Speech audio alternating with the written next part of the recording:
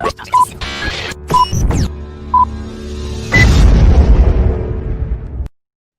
morning, happy Wednesday. Welcome to Adam versus the Man. You made it.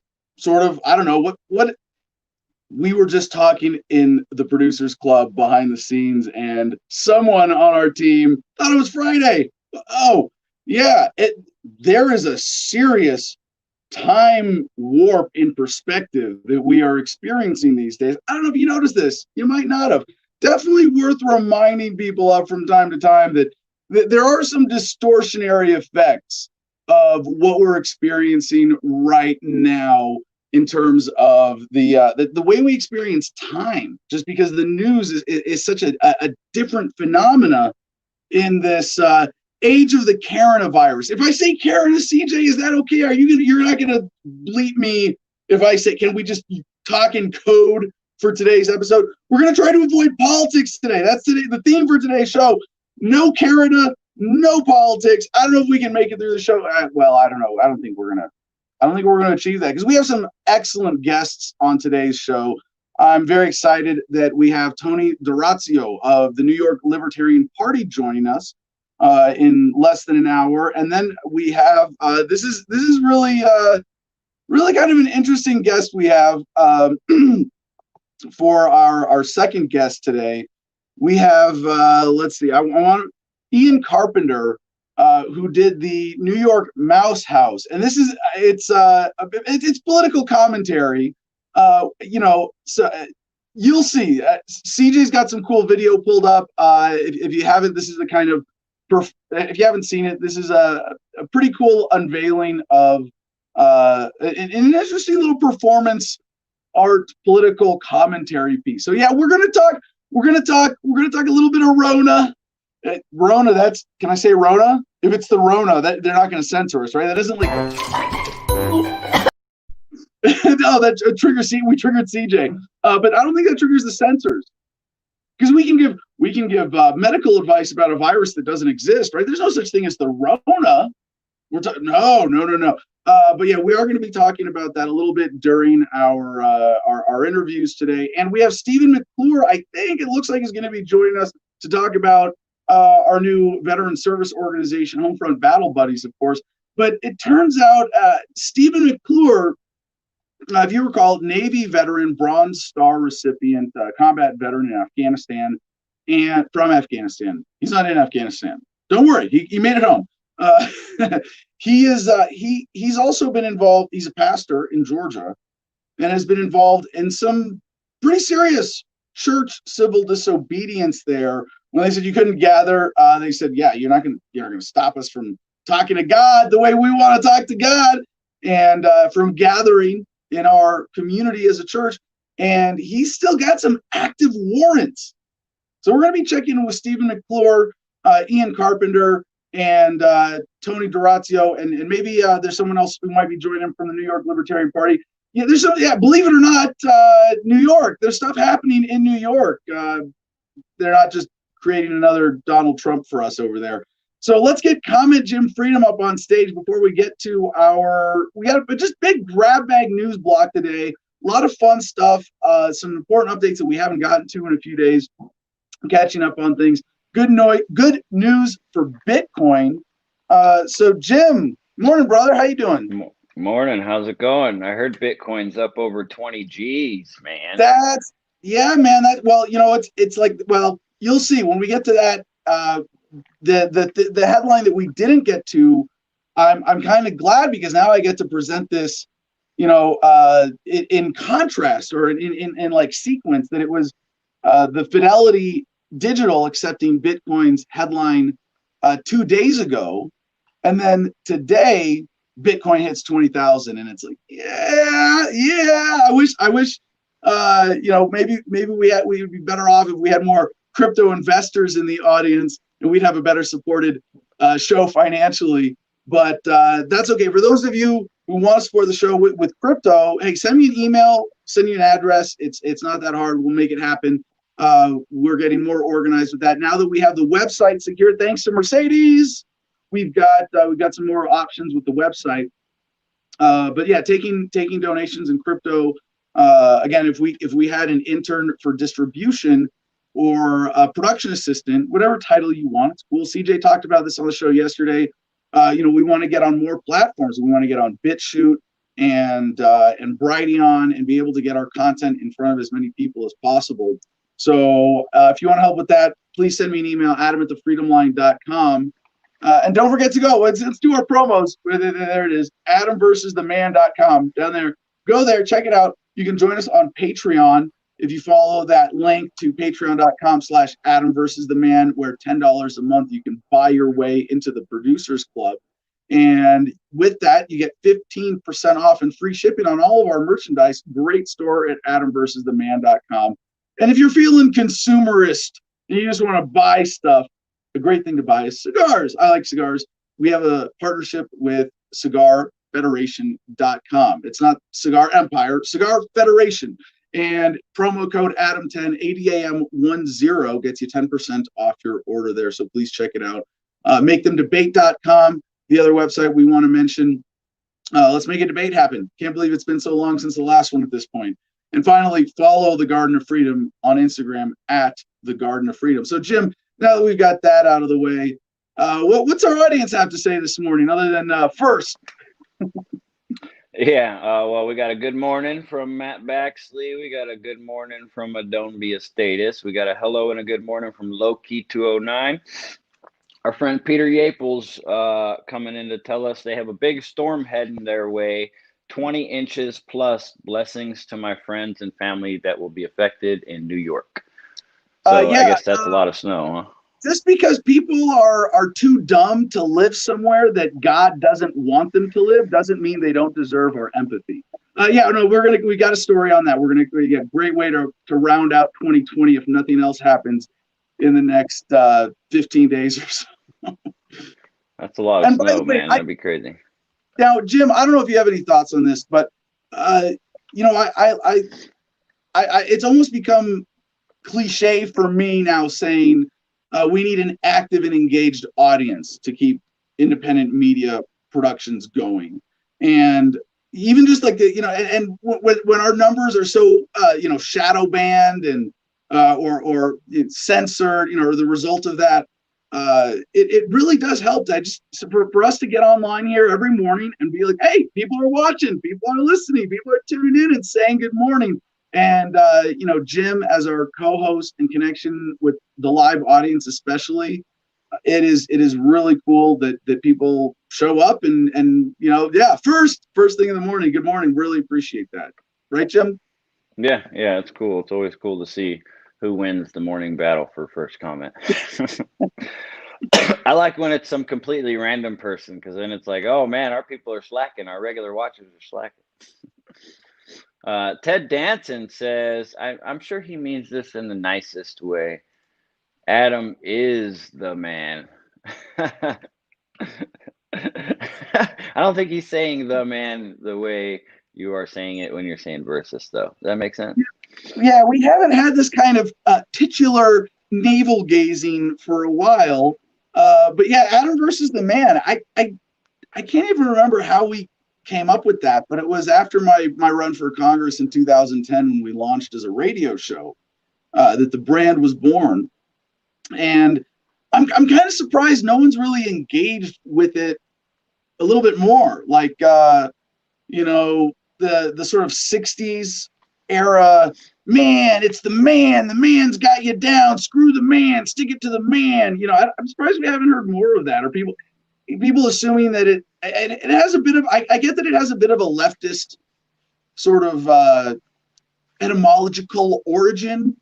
But to me, the man is, a sort of nice way of abstracting authority as a whole, or the establishment.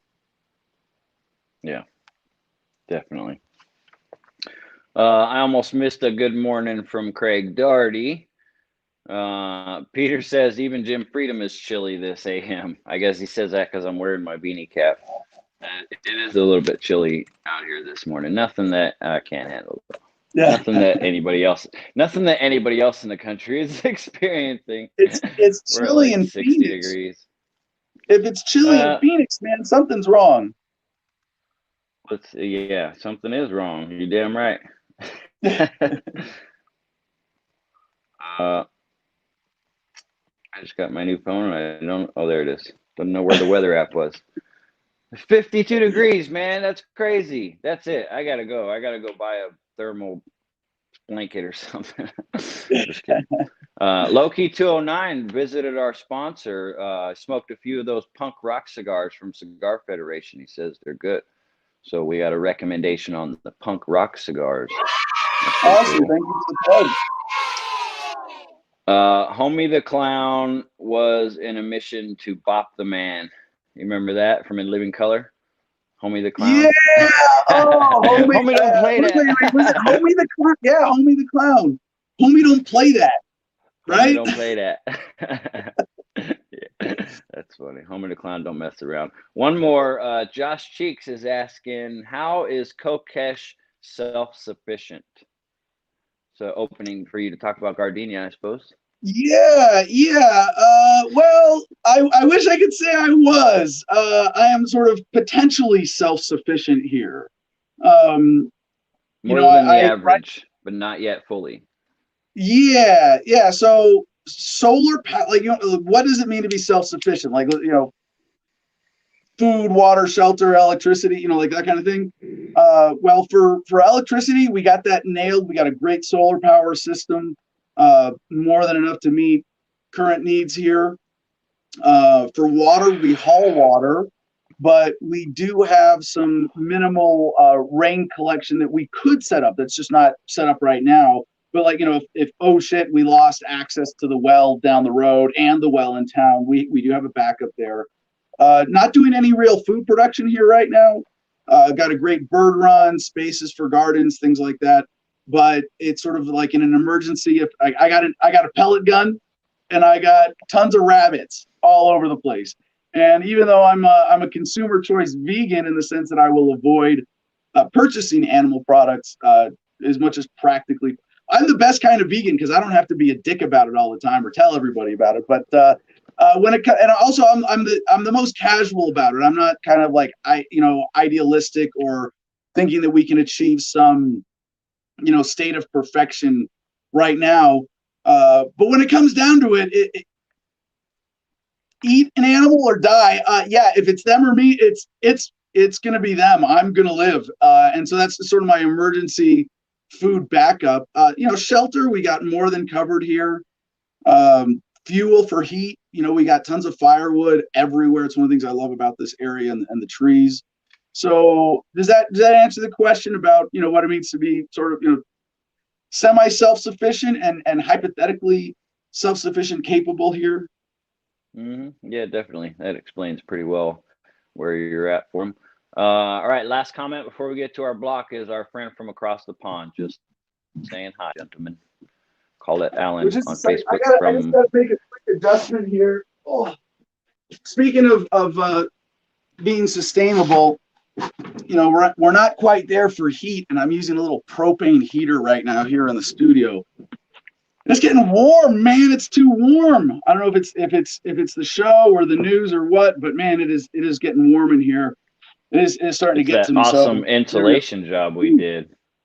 Yeah, although I gotta say, man, now it's a fun little experience doing this building. We really got to do the skirt for this thing, keep the wind from going underneath. Because I can tell, man, we're losing heat that way, and the floor gets cold. Woo, yeah.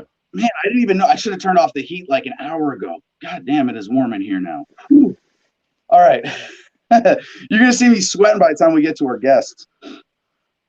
Oh, don't be a status reminds you, too, in your self-sufficiency that I hear scorpions are edible as well.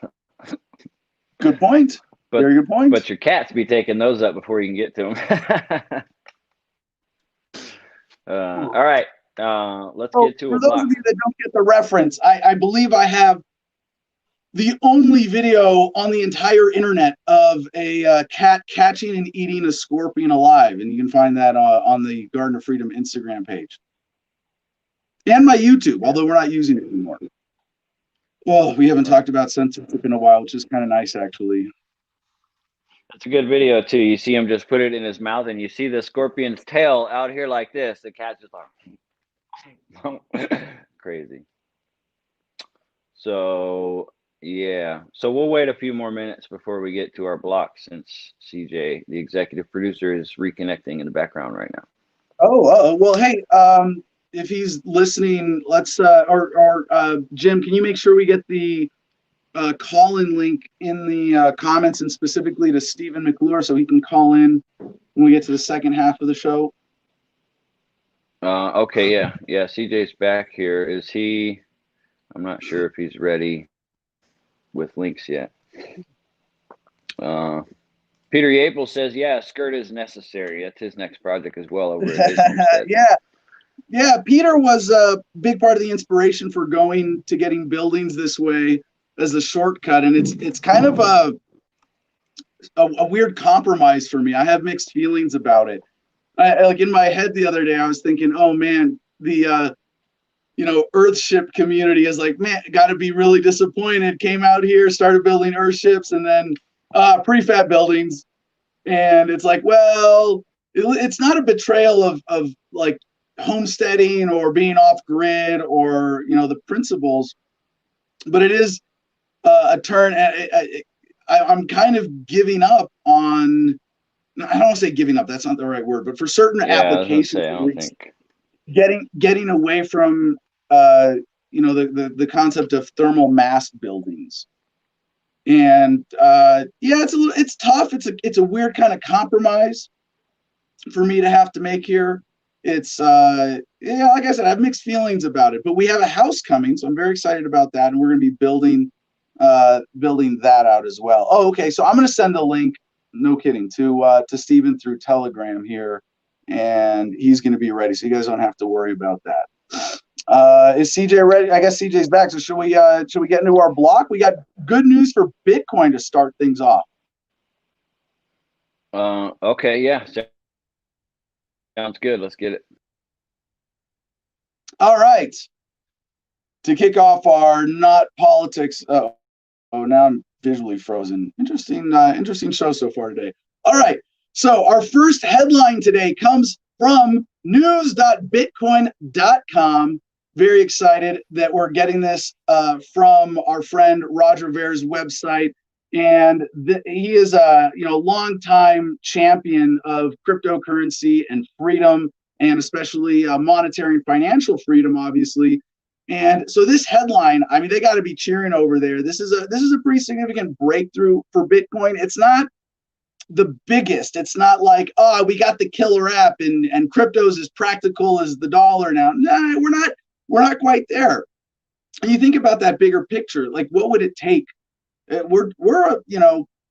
just a matter of programming and adoption. We don't have to invent anything more. We don't have to, come up with any crazy new ideas to take crypto to the next level. And even a breakthrough like our first headline here is enough to, as you'll see, radically affect the market as a whole. So the headline from Bitcoin.com is Fidelity Digital to accept Bitcoin as collateral for cash loans. And when I saw that, I was like, I mean, first, I don't understand. And I'm happy to admit, like, I'm not the expert who immediately reads a headline like that and gets all the implications. Because why would you use cash? I mean, Bitcoin is, why would you use money as collateral for a money loan? How is that even possible? So this is based on a lot of existing mechanisms already in the crypto market. So here we go into the story. Fidelity Digital says it will allow institutional customers to pledge Bitcoin as collateral against cash loans in partnership with BlockFi. The firm's decision helps Bitcoin investors turn their digital holdings into cash without selling. Fidelity's targeted clients include hedge funds, crypto miners, and over-the-counter trading desks. So this might not be something that is like immediately available to the average user or investor in Bitcoin even. But what this represents is a significant change in what Bitcoin is capable of financially, that you can say, I've got Bitcoin, loan me money against it. Now, in order for how how can they do that? Like this, what really got my interest going with this story was thinking about Bitcoin as collateral. How does an established financial institution like Fidelity Digital have confidence saying, well, we're going to loan you cash, and if you can't pay it back, we're going to be able to collect on your collateral as digital assets? Well, that's because of BlockFi, because of these existing mechanisms of reliability within the crypto sphere. According to a report that quotes Tom Jessup, the president of Fidelity Digital Assets, the firm is also envisioning the loans to be longer term than a typical repo trade. The decision by Fidelity's Digital Assets division to accept Bitcoin as collateral comes as the firm continues to report rising institutional interest in digital currencies. An earlier survey conducted by the firm found that 36% of the respondents held crypto in their portfolios. So like that's one of the critical mass things that makes this possible. 36% of the respondents to the survey, this is of their, I guess this is of their, some of their customers or their list, but 36% of the respondents in their survey held crypto in their portfolios. This is a measure of the success of people like Roger Ver and all the other crypto evangelists over the years who have convinced people one at a time, hey, you should invest in this. Additionally, about 60% expressed interest in Bitcoin and other cryptocurrencies compared to 47% that had similar sentiments in 2019. Still, the report clarifies that in order to benefit from the loan service, a Fidelity customer will have to have an account with BlockFi.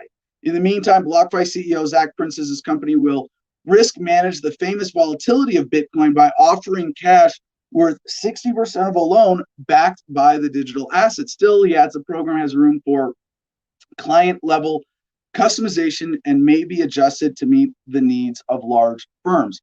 So the implications of this for the market as a whole, pretty significant. That was from 2 days ago from Bitcoin.com, December 14th. Then today, December 16th, we see this headline from Forbes.com. Bitcoin just smashed through $20,000. What's next? Bitcoin, after bouncing around under 20,000 per Bitcoin for the last month, has smashed through the psychological price barrier. The Bitcoin price hitting 20,440 on the Luxembourg-based Bitstamp exchange before falling back slightly, is up around 200% over the last 12 months as governments ramp up spending. In the wake of coronavirus lockdowns, investors looked at Bitcoin as a hedge against inflation, and institutional interest in Bitcoin rises. Bitcoin investors who have cheered the Bitcoin price rise this year are feeling increasingly bullish going into 2021, with many predicting the price will continue to climb. And is the Fidelity policy change the single driver of this? Obviously not, but there are a lot of things like this that have happened over the last year that haven't quite got people's attention, haven't had the nudge effect and been timed with such an important psychological price barrier as the $20,000 mark, like Bitcoin just hit. So here it is. Congratulations to Bitcoin and to the whole Bitcoin community and fans of freedom and free money and cryptocurrency everywhere. $20,000. We did it. Major breakthrough. Let's celebrate this. And for those of you fortunate enough to be holding Bitcoin right now, congratulations on being better investors than myself. Our next headline is just first, you said we were going to mention the snowstorm. CBS News, major snowstorm bears down on the Northeast with blizzard conditions likely. Yeah, very appropriate way to round out 2020, right? What looks to be the biggest snowstorm in several years is on the way for the Northeast. Heavy snow and wind gusts of 40 to 50 miles per hour will cover a widespread area with blizzard-like conditions, near zero visibility, and 1 to 2 feet of snowfall on Wednesday into Thursday. Right now, it's 60 million people covered by winter weather alerts. Blizzard-like conditions expected in the Northeast and the Mid-Atlantic. Messy mixture of snow, ice, and rain for many areas. It is a little early in the season for such an impactful winter storm. So, we don't cover weather stuff like this very often or super in depth with Adam versus the Man, but when it's something as significant as this, it's going to be affecting tens of millions of Americans. We at least want to make sure that people are aware of it. Our next headline is this is a kind of a fun political. I know we said we wouldn't do politics this episode. Daily Mail has this headline: San Francisco to rename Abraham Lincoln High School because former president did not demonstrate that Black Lives mattered to him, as woke renaming committee also takes aim at Democrat Senator Dianne Feinstein and Teddy Roosevelt. Now, I have like, I hope it's obvious that as a libertarian, I have two like totally conflicting responses to this, because it's like, really, the mainstream response has got to be, oh, okay, Abraham Lincoln, yeah, the great emancipator, not good enough to name a high school after because he's not racially woke enough. And everybody, mainstream, conservatives especially, are flipping out over this today. Oh, look, the left has jumped the shark. The woke police are out of control. All the typical silly talking points. And they're totally right. This is of all the things, and I get it that there are reasons, there are legitimate reasons to change symbols. Although I like to say I'm kind of like George Carlin on this one. I prefer to leave the symbols to the simple-minded, and in that sense, this is not. You want to help people who are suffering. You think that the 8 million Americans who slipped into poverty this year are really concerned about the name of the local high school? No. But here's the thing: a lot of the conservatives who are freaking out about this seem to be missing the important historical revisionism here that I'm a big fan of. Like, this is really an important part of American history, and this might be one of those esoteric, libertarians got to revise that and got to well, yeah, because the mythology of history being rewritten by the victors, right? The victors write the history. It creates a very dangerous, very relevant mythology, and the idea that the Civil War was fought to free the slaves.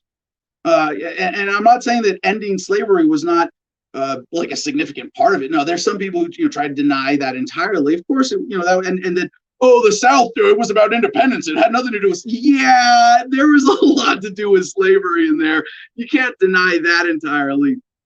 But the racism of Abraham Lincoln, the general disregard for Black people. It was when the left comes out, the San Francisco Unified School District's renaming committee comes out and says that Abraham Lincoln didn't demonstrate that Black Lives Matter to him. That's actually putting it really freaking mild. Wow, mildly. If you look up the quotes of Abraham Lincoln about the Negro in America, I mean, he has said some horrifically racist things.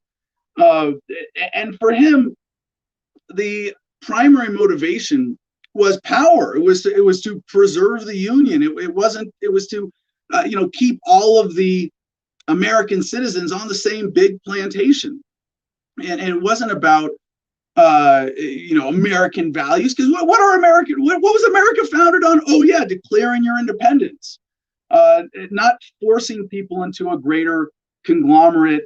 So when I see a story like this, there are some really important historical points here.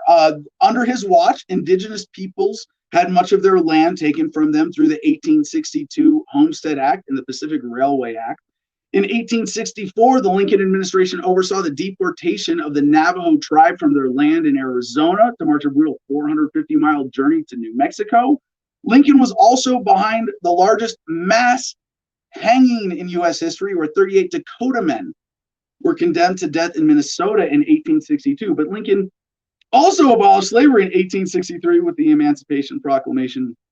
So they're going to rename 44 of the 125 schools in the San Francisco Unified School District. And another thing, this is really interesting because this is getting really nitpicky. Senator Dianne Feinstein's name will also be stripped from the Dianne Feinstein Elementary School for allowing the Confederate flag to fly outside City Hall. So you're not anti-Confederate flag enough, we can't name a school after you, which is pretty silly when you break it down like that. So this is, part of the general effort right now of the woke left to rename things to be a little more politically correct by their standards, and it has evoked a certain storm of bullshit online, where a lot of people are spinning this one way or another, or even introducing alternative facts, which just reminds me of my favorite quote from Abraham Lincoln, because he said, and this is so important for everyone, especially now, to keep in mind the wisdom of the ages of Abraham Lincoln. He once said, "Don't believe everything you read on the internet." And now we have a couple military headlines from the Washington Post. In a first, Air Force uses AI on military jet. Defense officials described Tuesday's test as the first ever use of artificial intelligence aboard a U.S. military aircraft. Yeah, what's the significance of this? The Air Force allowed an artificial intelligence algorithm to control sensor and navigation systems on a U-2 Dragon Lady spy plane in a training flight Tuesday, officials said, marking what is believed to be the first known use of AI on board U.S. military aircraft. No weapons were involved, and the plane was steered by a pilot. Even so, senior defense officials touted the test as a watershed moment in the Defense Department's attempts to incorporate AI into military aircraft, a subject that is of intense debate in aviation and arms control communities. So, this is not like, oh, all of a sudden we've got, everything, planes and weapon systems completely controlled by AI. But this is a significant step forward into the new world of warfare that really hasn't, hasn't quite hit humanity yet, in the sense that we don't have, drone on drone warfare. We don't have like in the Terminator movies, armies of super high-tech robots, slaughtering humans, resisting. There is a certain effect of all of this military tech, or rather the effect of all this technology existing on militarism and modern warfare. And part of it is just the expectation of automation. How are you going to send flesh and blood troops to fight and die when you could send a robot instead? And when the enemy can send robots too, eventually there's some interesting dynamics here, and I don't know how all of them play out. I mean, all I know is that we are coming to some critical tipping points where expectations are shifting and capabilities are undeniable, in such a way that when governments go into conflict, the people of the world simply aren't going to put up with them killing people. There's going to be an expectation that political disputes that would traditionally be settled by war, we disagree with, or mass murder, as it would be more honestly described, is just not going to be tolerated. The expectation is going to be that these are going to be settled either by machines or peacefully, but not by massive death. So sort of follow-up article to this, popularmechanics.com has a related headline: exclusive AI just controlled a military plane for the first time ever. Now, what's interesting about this in the subtitle, it says, the U.S. Air Force tells us how it successfully flew an AI co-pilot on a U-2 spy plane and kicked off the age of algorithmic warfare. Now, if you're familiar with our history of censorship here on Adam versus the Man, and the significance of the way that word algorithm is used I think most often in common conversation today around social media, it's kind of a trigger word. Algorithm. Oh, you mean where they just program, some policy in code, and next thing you know, all of these major, complications come out of this, and all the, all the other things that are mechanisms of control by the authorities through what they get to excuse as a sort of benign. Oh, well, we thought this algorithm was for everybody's good. Oh, you can't hear alternative opinions now. Oh, we have a balkanization of the internet. Oh, everybody has news bubbles now that reinforce their worldviews. Whoops, we didn't mean to do that. Similarly, with warfare by algorithm, we are vulnerable to similar manipulations. So, where is this going? It's not hard to imagine weaponized drones of the kind that are already kind of commercially available, right? You can go for $1,000 buy what is it that Jim has, a Mavic 2 or Mavic Pro, whatever it is, and you get a very capable drone with everything you expect it to be able to do.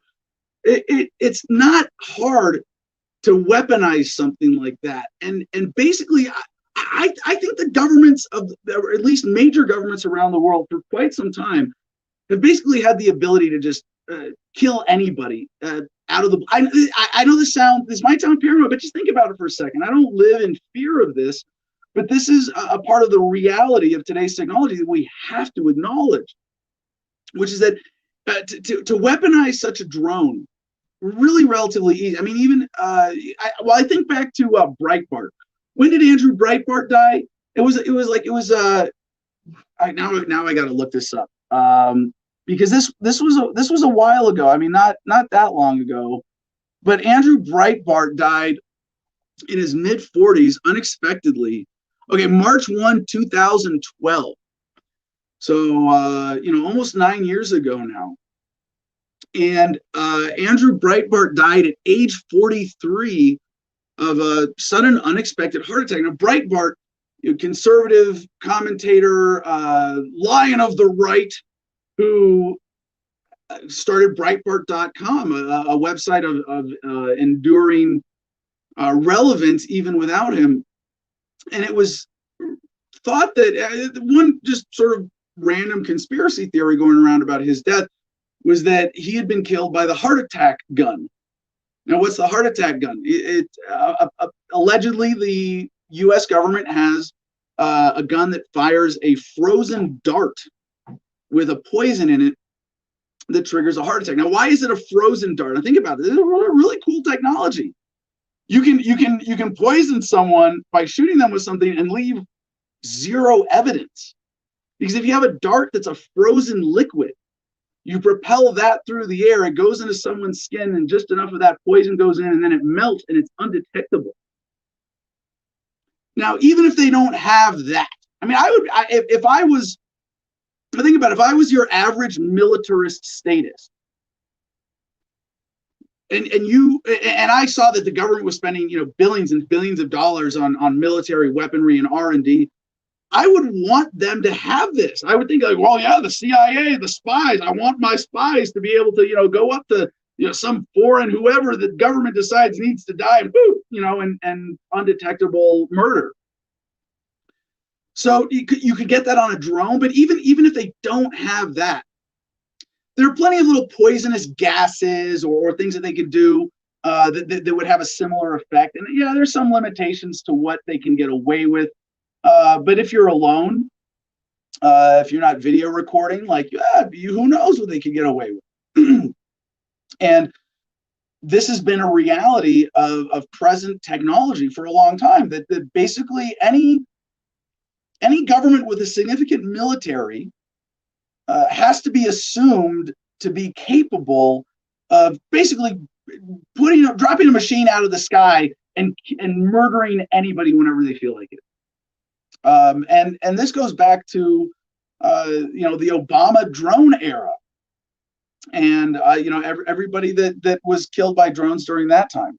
So I know that's kind of like a scary thing to have to acknowledge, but I think it's an important one.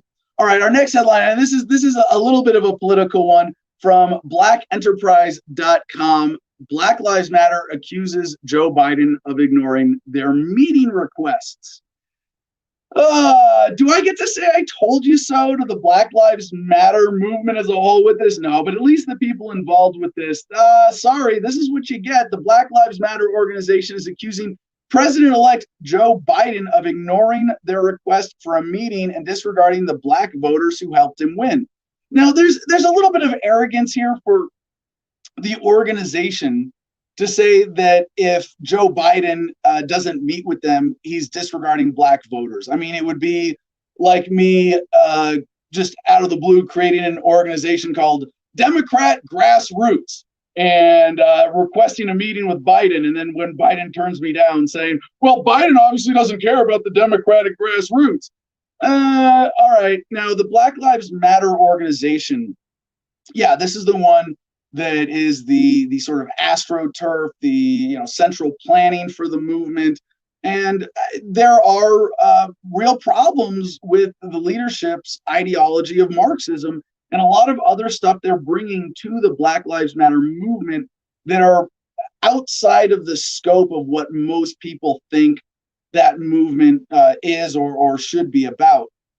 But that's not what I'm getting at here. The political and social group told Fox News their request for a meeting with the Biden campaign has been ignored, and the group was noticeably excluded from a meeting between Biden Rep. Cedric Richmond and other civil rights groups. In the meeting, Biden complained that progressive efforts to defund the police allowed the GOP to beat the living hell out of Democrats during the 2020 election cycle. So what he's saying is that, you radical leftists are making it harder for us moderate Democrats to beat the GOP, which is obviously totally evil because they're not us. So the quote here this is from the Black Lives Matter Global Network from a December 10 email for, quote, for the newly elected administration that ran on promises of racial justice to ignore our ongoing request to meet with them and refuse us a seat at the table is demeaning to our movement. It's demeaning to our hurt and trauma. It's demeaning to the countless times we took our protests to the streets to call for justice for our Black brothers and sisters taken from us at the hands of police. Now, I also have a problem here with any organization claiming to represent a movement. And I would, by contrast, show the libertarian movement is much bigger than, say, the Libertarian Party. And the Libertarian Party, we don't claim to represent the movement as a whole. We understand that and we respect that there are people out there who believe in freedom, who want nothing to do with politics or a political party. And that's great. We love them. And we want to think of that as part of a bigger movement for freedom. And it's demeaning. It would be demeaning and a denial of individuality almost for the Libertarian Party to come out and say, well, we represent the entire freedom movement, or the whole libertarian movement. If they're not part of the Libertarian Party, they're not even part of this. We represent them. And if you ignore us, then you're ignoring every human who cares about freedom. Like, we don't say shit like that. So in a way, like I don't have a problem with Biden, turning down a particular group of people. And I'm not going to try to play some game where Biden has an obligation to meet with them. But here's the big I told you so. You thought that Joseph Biden from Scranton, Pennsylvania, Delaware, the author of so many crime bills that have been criminal in his history as a U.S. senator, and I mean criminal in the actual sense of the word, because the drug war, this is the big one, and we know the racial aspect of this. We know that like as Dave Chappelle would say, at what point were you not surprised? What point did you realize that it was more than a coincidence that every time a Black man was shot by police, He just was found with crack sprinkled on him. Oh, yeah. Biden is responsible, personally responsible for a huge portion of the viciousness and the racism and the criminality of the U.S. drug war. And it's not a war on drugs, it's a war on drug users. And here's the criminality. It's not just that it's racist, but that it's fundamentally criminal because these are victimless crimes. Me smoking pot at home or a black dude smoking pot on the street doesn't have a victim. But when a cop goes and arrests you for a victimless crime, kidnaps you, cages you, threatens you, that cop is a criminal by the natural law, by ethics. And so, really, Black Lives Matter, you're surprised, now I'm talking to the organizational leaders here, you're surprised that this words I shouldn't say on the internet, that this guy, he's ignoring you? I told you so. And this is for all the other people on the left as well who are part of the Black Lives Matter movement or supporters. And in that sense, I'll say I'm part of the Black Lives Matter movement because I believe in the core message. I think it's important to point out that Black Lives Matter in contrast to a system that acts as if they don't in so many ways. And if you take that sentiment, if you take that grounding principle and then you go, well, I'm going to support Democrats because the Republicans are worse. I'm going to support a lesser evil. Screw you. You get everything you deserve. And to the people to these activists, Black Lives Matter being ignored. Yeah, dance with the devil. What the hell did you expect you were going to get? Welcome to the Biden-Harris administration. Yeah, they still don't care about you. Now, a related story from minpost.com. Police say seizing property without trial helps keep crime down. A new study shows they're wrong. Yeah, civil asset forfeiture laws are frequently justified as tools to seize millions from kingpins. A new study reveals the median amount taken is as low as $369 in some states. And by the way, we also saw recently an important milestone passed with civil asset forfeiture in contrast to robbery or burglary by citizen on citizen as opposed to police officer on citizen. The cops stole more from the American people in 2019 than burglars did. Yeah, we crossed that point. And it's just a new shakedown racket. Then you want to call it the new Jim Crow? It like all things in law enforcement, minorities are, or not all things, most things in law enforcement like this, minorities are disproportionately negatively impacted. And this is just a continuation of the shakedown racket. If you're not allowed to own property, you're not free. And if you're black in America and you can get pulled over for driving while black, and then a cop can say, well, you got cash on you, I'm taking that because it might have been used in a crime. Well, yeah, you're definitely not free. Speaking of not free, one more headline before we get to our guests today. From Reuters.com, record number of journalists imprisoned in 2020. Yeah, a record number of journalists were imprisoned in during 2020 as governments cracked down on coverage of the am I allowed to say it, CJ? No, the Corona pandemic, or tried to suppress reporting of civil unrest. The Committee to Protect Journalists, CPJ, said on Tuesday. At least 274 journalists were in jail as of December 1st, the most since the New York-based group began collecting data in the early 90s. The report said, up from at least 250 last year. Protests and political tensions were the cause of many arrests, with the most made in China, Turkey, Egypt, and Saudi Arabia.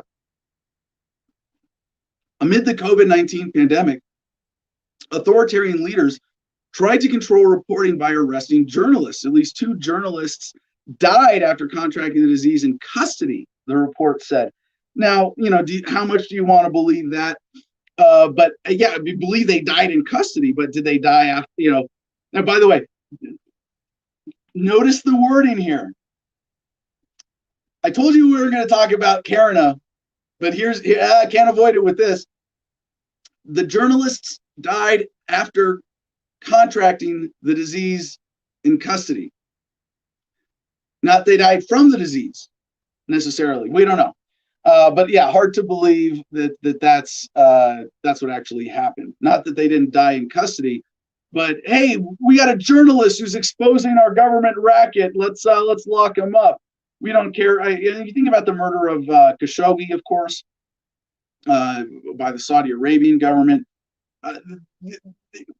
If they can, instead of getting blamed for a murder, they can just blame it on the coronavirus now. It makes it that much easier for them to cover up death, right? And again, I don't think we've mentioned this on the show, but it is an interesting little wrinkle in the whole corona narrative that if the government wants to disappear you, they can arrest you. And while he was in jail, he got the coronavirus and he died. And no, you can't see any of the data because it's sensitive or whatever. They now have another another tool in their bag to hurt people. Anyway, we had a few international headlines, but don't want to keep our guests waiting. So let's check in with the audience and comment Jim Freedom. And let's see, we've got all of our guests ready to go. So as soon as we get in here with Jim, we are going to get Cody and Tony on stage here. Jim, how's it going? It's going well. Since, as you pointed out, we got all three guests backstage waiting patiently, I'll make it pretty quick with the comments on each topic. Elizabeth Coquillard, while we're at it, let's rename all JFK schools because he was a womanizer who had fondness for amphetamines. LOL. She's referring to the renaming of the schools topic. Yeah. Is there an attempt to rename? Because doesn't he have more high schools named after him than probably anybody? Probably. I think she was just telling a joke. She was just LOLing at it. She was making fun of I wouldn't be surprised. Like, is this?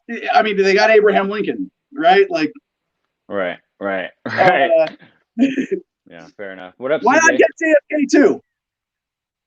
Yeah, we don't have Tony backstage yet. Oh, okay. So we want to make sure we have Tony. We have Cody, Ian, and Stephen McClure. Okay, excellent. Thank you, CJ. Yeah, please send me a note in there as soon as we get. You guys know who's going first and whatnot. Don't be a status. Yeah. Go ahead. Sorry. No, we're getting Tony and Cody first going to New York. Oh, okay. All right. Well, Don't Be a Status chimed in regarding the AI topic. He was asking if Skynet's online now. Is that what that means? I wanted to point out that okay, in my opinion, I guess I'm no professional on the subject, but I don't think that's AR. In my opinion, it's not artificial intelligence. It's still like the military craft that they had it on, and they had it in the passenger seat. It's all programmed to do what they programmed it to do. Yeah, they programmed it to do a lot of stuff and to analyze and this and that, but it's all programmed. It's not thinking for itself. That's what makes AI is its own self-awareness and its ability to adapt to things that it doesn't know. If that plane that they're flying came across something that it wasn't programmed to recognize, it would just say not programmed to recognize it, and it wouldn't do anything, and they would have to readjust it and fix everything. It wouldn't be able to learn how to deal with that because it's not actually artificial intelligence. At the moment artificial intelligence actually becomes real, there would be no way for us to back it off. It would put itself into the internet and the web of things and create itself in different fashions, I don't know. I just feel like we call Siri artificial intelligence, and it's not. Well,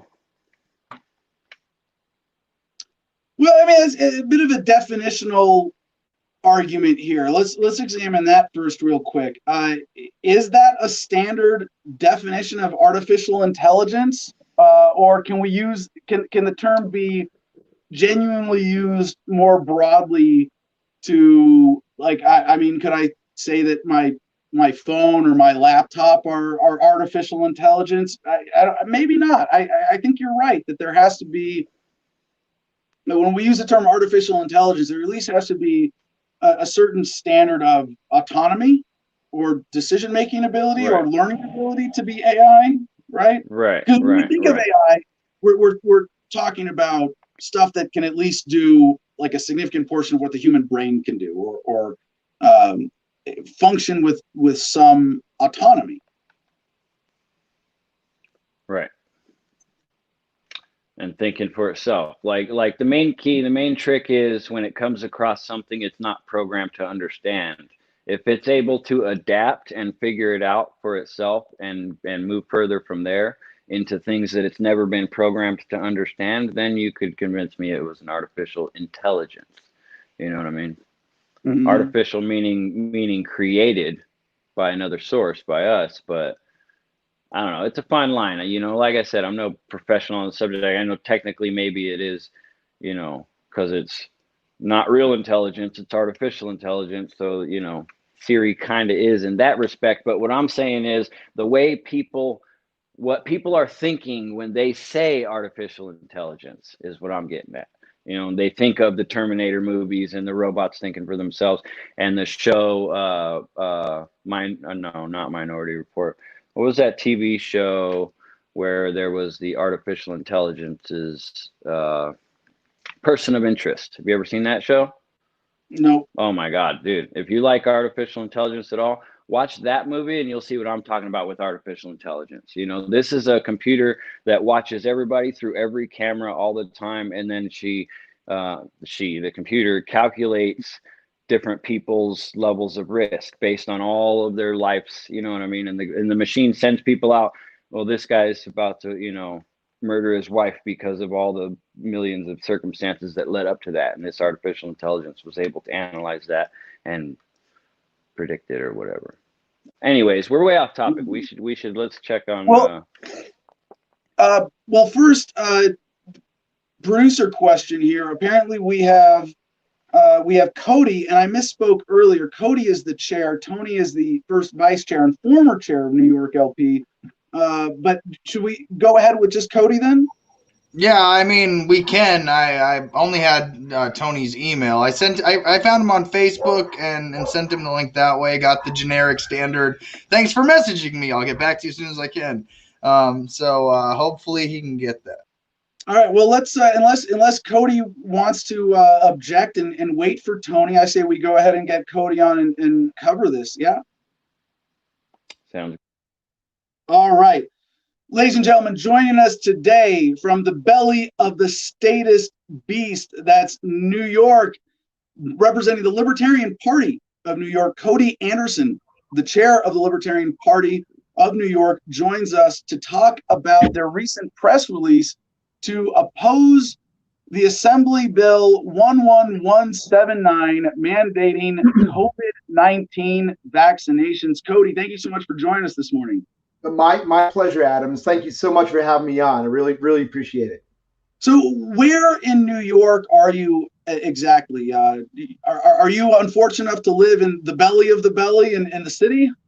Absolutely not. I live in rural Columbia County, which is 2 hours, a little over 2 hours north of New York City, and it's right at the end of the Taconic Parkway and about 25 minutes southeast of Albany. So I'm sort of I'm very close to downtown Albany and just a 2-hour drive from Manhattan. My county is undergoing a big change right now. We a lot of weekenders from New York City have their homes up in my county. My county is very rural. It's been traditionally red. It also has an Amtrak stop, so down in Hudson, which is the county seat. So they've been they've sort of been a more sort of a more liberal part of the county. Now with COVID, the real estate market has gone insane. Everybody from New York has essentially moved up to my county, And over the years, the dynamics has been shifting a little more to the left, and I think this is sort of the bullet in the head of so to speak, of Columbia County going forward. So there are always there. Libertarians should not use head analogies, just generally speaking, Cody. But we are because odds are, if there's a firing squad situation on the horizon in America, we're going to be on the wrong end of that one, if anybody. You could very well be right. We're fortunate in that we have in my county, the firearms regime is very pro 2A for now. That could very well change in the near future. We have about 60,000, a little more than 60,000 people in my county. There's definitely a more rural character to it. Unfortunately, increasingly, it's becoming an us and them sort of situation now that a lot of the folks from downstate are moving up to our county. You're seeing a lot more.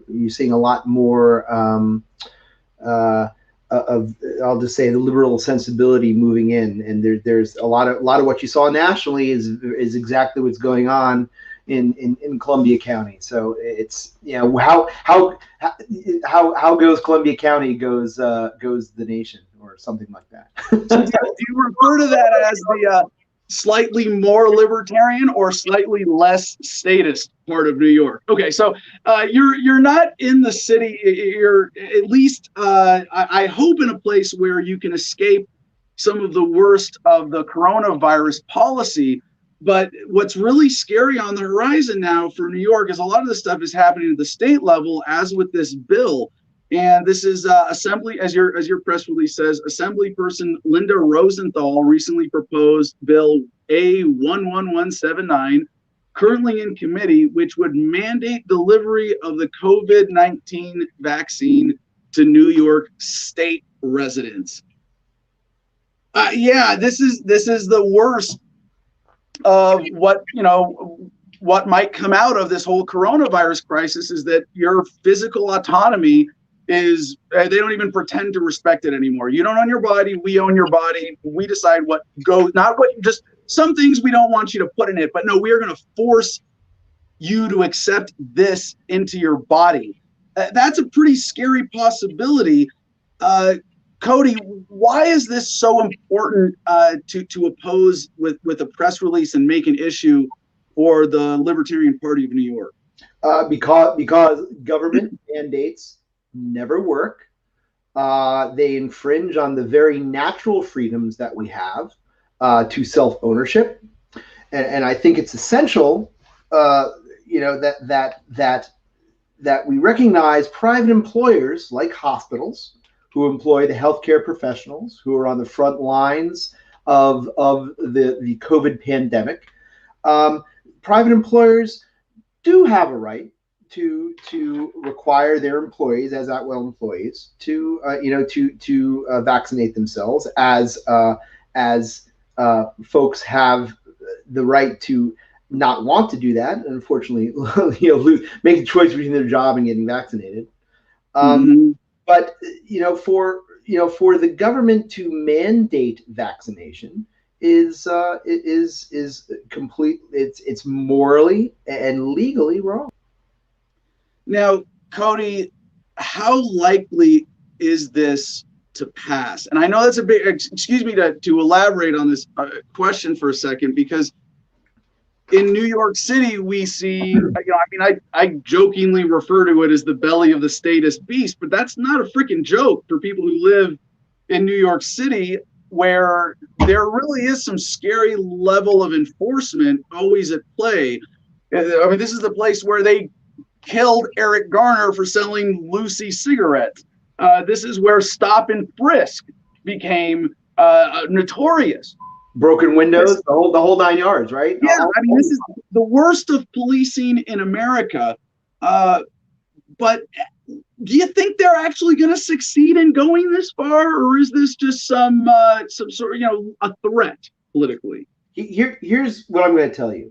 I'm going to tell you that Governor Cuomo, who now rules by fiat, because the legislature has abdicated its legislative authority by law. They've abdicated it to the governor.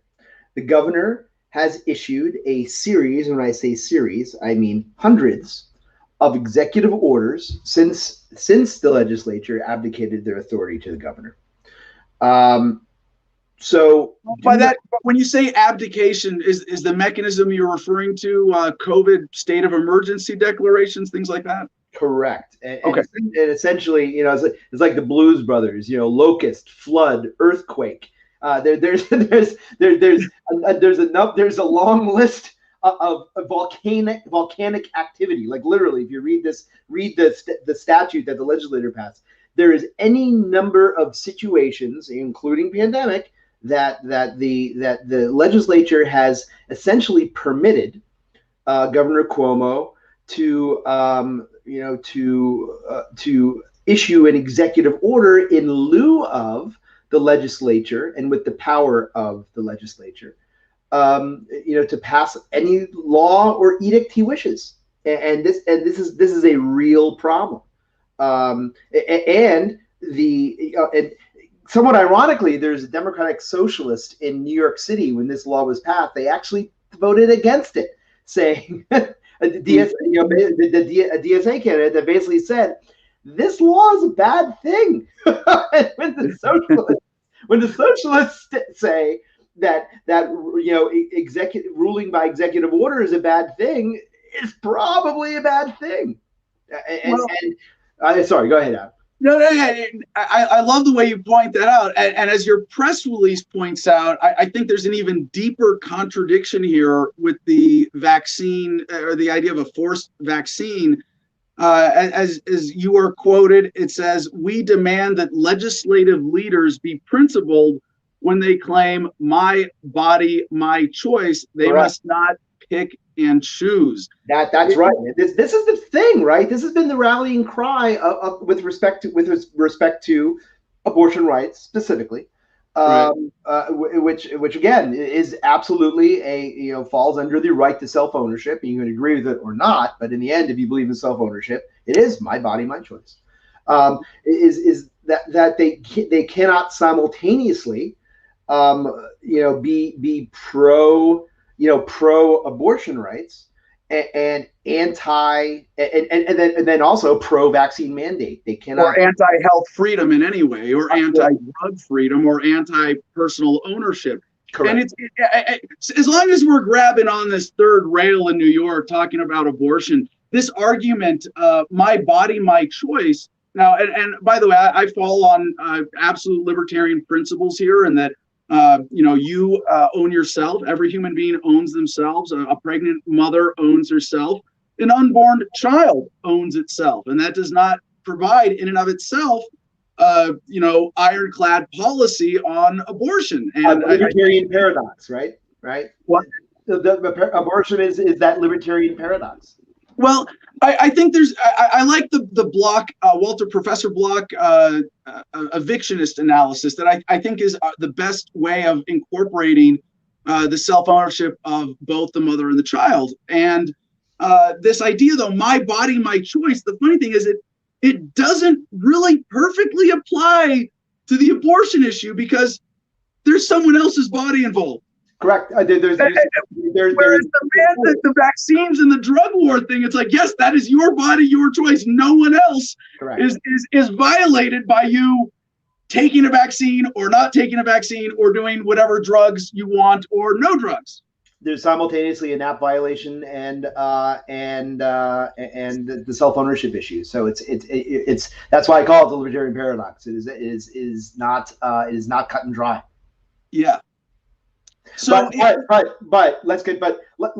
let's just use their argument against them, because my body, my choice applies to vaccine choice, applies to assisted suicide, applies to all these sorts of things that require somebody to have control over their own body and destiny, right? So for this bill specifically, given the sentiment of the people of New York, I mean, are they all clamoring for more government intervention? Are they demanding that their neighbors have this vaccine forced on them?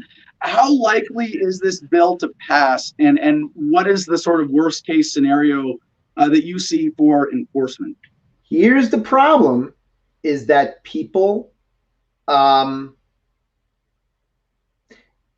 things feel out of control, people, especially in a situation like this, 9/11, another good example, people tend to think that the government needs to do something. The government needs to help.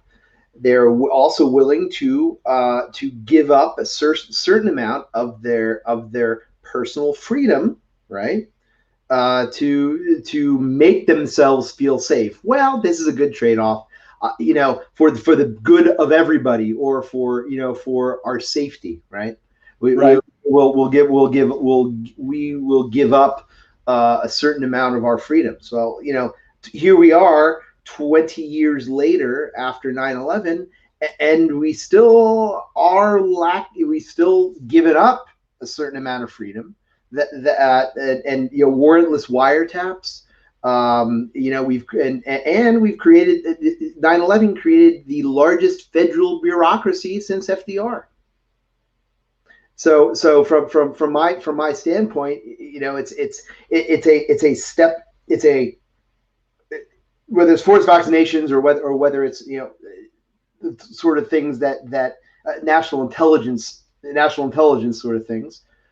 We have lost liberty. So with each of these incremental steps, we lose something we probably won't get back. And I think that's my biggest concern. So back to your question, Adam. I think that I think I'm getting back to your question.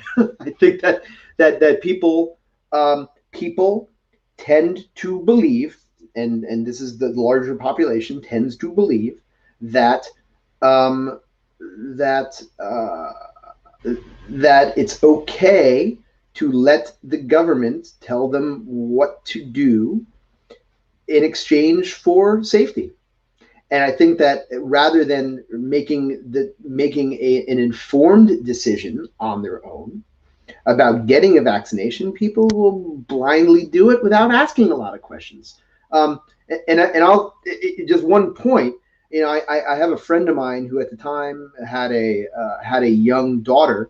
This is right when the HPV vaccine came out. She got the HPV vaccine and got terribly sick from it. So now the HPV vaccine in New York is mandated for school age kids, and it's it's just girls, isn't it? Girls of a certain age. I'm uninformed on that. I don't know. Okay, so I think it would be required. HPV in New York, it's a mandate to go to school if you're in the right category of needing the vaccine. Correct. Along with the chickenpox vaccine, along with all these vaccines. And by the way, I'm absolutely not an anti-vaxxer. My son's 24 now, but he was vaccinated as a child. And I get the flu vaccine every year because it's been around a long time, and because I know that the 2 years that I did not get the flu vaccine, in the last 20, I got the flu.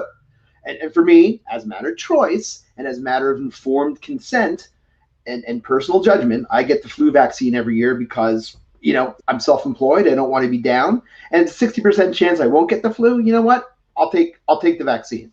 What concerns me is that they're mandating a vaccine that has had limited testing in a small population, which, by the way, one of the vaccines, the Pfizer vaccine in particular, is an mRNA vaccine, which is not, it's novel, just like the virus that it was manufactured to fight.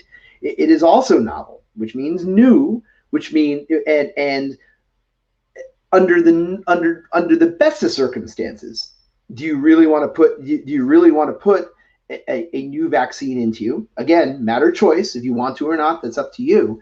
The answer for me is no, and the answer becomes a hell no if it's a vaccine that has been that has been tested for as short a time as it has been. You know, do I want one of the other coronavirus vaccines? Not really. And there's also for a vaccine that for a virus, or I should say, you know, for a immune response, we don't know how long it lasts. You know, they say, we don't know, 3 months, 6 months, but you need 2 shots and it'll give you immunity for a period of time we're not aware of. So, right. So how efficacious is it? It's all these questions, Adam, and this, you know, and for me, you know, there really hasn't been a lot of talk about how long the immunity lasts and really how effective the virus is in a larger population. I'm sorry, the vaccine is in a larger population. Right, and we're starting to get some indication of how dangerous the vaccine is, although the numbers are closely guarded as to the rates of side effects in some of these test cases where you see the second shot in the 2-shot sequence causing subjects in the trials to be basically out of commission with flu-like symptoms for an entire day. You talk about the cure being worse than the disease, it's pretty bad. But Cody, I want to point out a couple practical things for our audience in terms of the vaccine and you personally, because just I think yesterday we saw that there are potential pregnancy complications with this vaccine. So basically half the population has their golden ticket out of ever having this vaccine forced on them. We are not in a kind of, you know, Gestapo ruled society where they're literally going to pull you out of your house and force a vaccine into you. And if a woman tells a man or really anybody else, hey, I'm pregnant or might be pregnant, please don't put that injection in me. That's a pretty hard thing to say. Tough shit, lady. We're going to, no, you don't mess with that. And yet, I think this is where we find ourselves. This is where we find ourselves, Adam. Right? Yeah. And I'm not. And look, I don't want to wade into the science of herd immunity and things like that. Right? Right. I just don't want to. My bottom line is that I cannot make an informed choice about whether or not to take this vaccine. Just based on that, I absolutely do not want the government or anyone for that matter to tell me that I have to take it. Right. So I want to make sure that everybody in our audience knows there is still going to be a way out of this. Even with the New York City legislation, there's caveats and there's some silly language in here, as you mentioned in your press release. It's very Weasley. It's very Weasley language. And right, it basically says, unless a panel decides and things like that, and it basically says we'll decide what's good for you. It does say the only exception allowed would be for a medical restriction verified by a licensed healthcare professional. There are problems with this, and even with mask mandates. You know, if someone says you need to wear a mask here, you can say, I have a medical exemption. They say, what's the exemption? Hey, screw you. That's my privacy. I don't have to tell you. And it's going to be, similar with the vaccine, I hope, and in terms of being as easy to opt out of. But Cody, here's my bigger concern with this, is that it's really not about achieving forced vaccination as direct, blatant policy. Because there are a lot of other ways that we're going to get bullied into this and forced into it indirectly, where if you work for a company that has a government contract, well, we're not forcing you to get the vaccine, but if you're going to work on a government contract, you're going to have to meet these standards, as is already the case. Or you're not going to be allowed to fly, or get a driver's license, or go to the DMV, things like that. That's like, are you concerned, especially in New York, that they're we're going to have forced we're going to back off. It's not as bad as forced vaccinations. It's just this whole set of bullying policies. Right. No, absolutely. And that comes down to, were you required to go to a movie theater? Ticketmaster has already said, we're gonna put our Thank you. Our proof of vaccination or proof of antibodies or whatever it is into our Ticketmaster app. What are they going to? It's going to become or has the potential to become a papers please regime.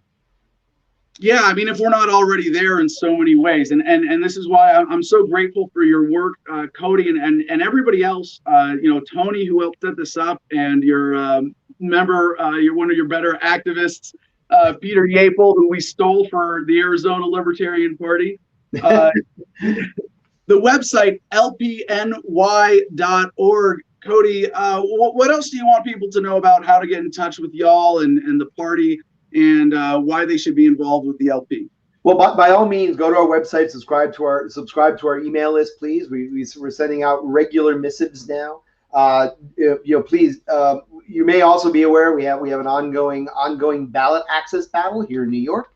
We have a federal lawsuit that we're fighting in conjunction with the Green Party of New York to fight the unconstitutional ballot access thresholds for petitioning and petitioning thresholds that the governor again passed under cover of COVID in early April, tacked it onto the budget. So we're fighting those in court currently, and we certainly could use anyone who is liberty minded and is concerned about or even concerned about voter choice.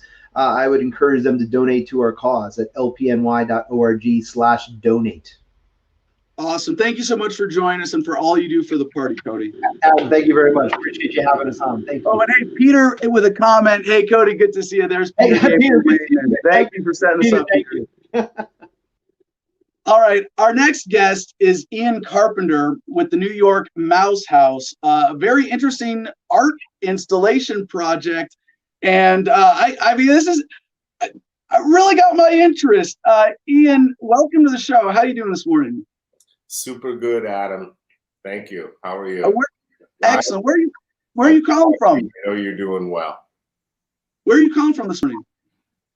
Right now, I'm in New York, and I'm about 15 minutes from New York City, across the East River, in a place called Astoria, New York. All right. So, Ian, tell us about the New York Mouse House and what was the inspiration for this? What's the point? It comes, at some point I saw a cartoon of Ron Paul lifting up the Capitol building and looking under, and there were snakes and rodents and eels and I was really taken at how effective the cartoon was, or the illustration, the drawing. I really got it right away, and I think it said, it's an earthquake, it's a bomb, no, it's Ron Paul. And so I'm taken by things visually. And I think about something Bruce Lee said, which is martial art is to express yourself honestly. And I've made an honest expression here because I didn't know what to make. I have respect for the building and the institution, but not for the people there, except for, of course, there's always a few favorites. But I didn't know else how to say it, Maybe I thought I'm going to replicate the building with a giant model and fill it with rats. And it was a long process. I had to work with exterminators and pharmaceutical companies that sell real rats, rat farms, PETA, to make sure that I didn't break laws and that I was humane, that I am humane. We're still checking.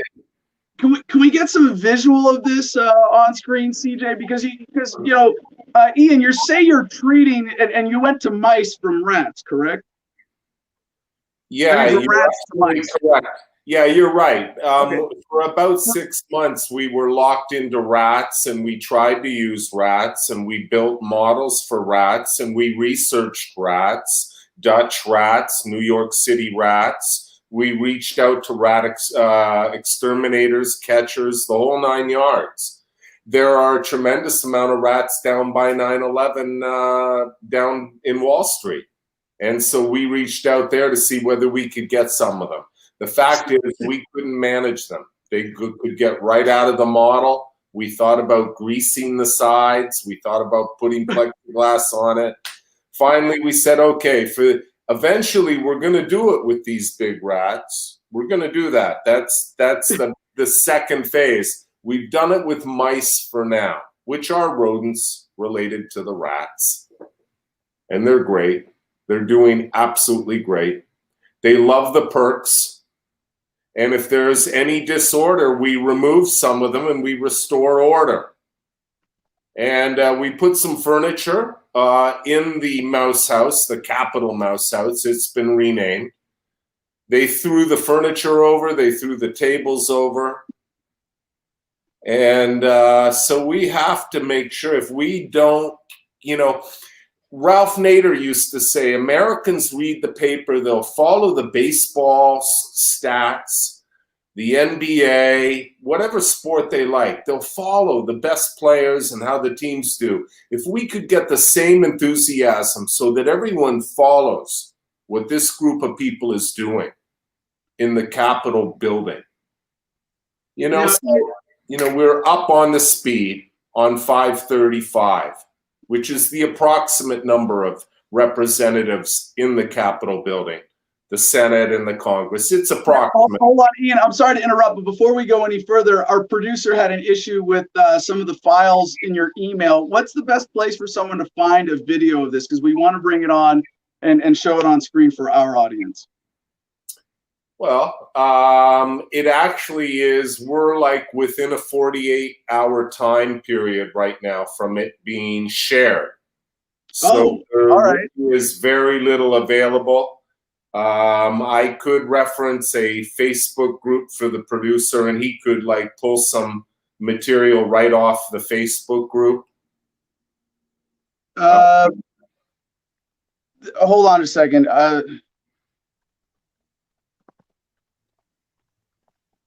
I think that the Marcus and the producer have some JPEGs and a little bit of video. Yeah, it looks like all of your. I'm sorry for the little technical difficulty here, but it looks like everything you sent us came through as a Google Drive doc, and so it didn't actually come through. Is there a way to share permission on all of those? Yeah, I thought I had shared permission. I'm sorry about that. I could try and do it right now. Sorry about that. Yeah, if it's easy, I hate to interrupt, but this is so visual. I want to make sure that this is included. It's a producer at thefreedomline.com. I think you shared it with myself and Marcus, our guest booker, and our producer right now. I'm sorry we didn't have this set up in advance. Isn't able to access that. All right. Well, let me kind of catch up to speed now. I think I have an email coming in right here. Open sharing settings. Okay. Yes. So here we go. Okay. He probably requested it when I forwarded it to him. Yep. Great. And Great. Let's see if I can get it here. And I think it's just a send right away. So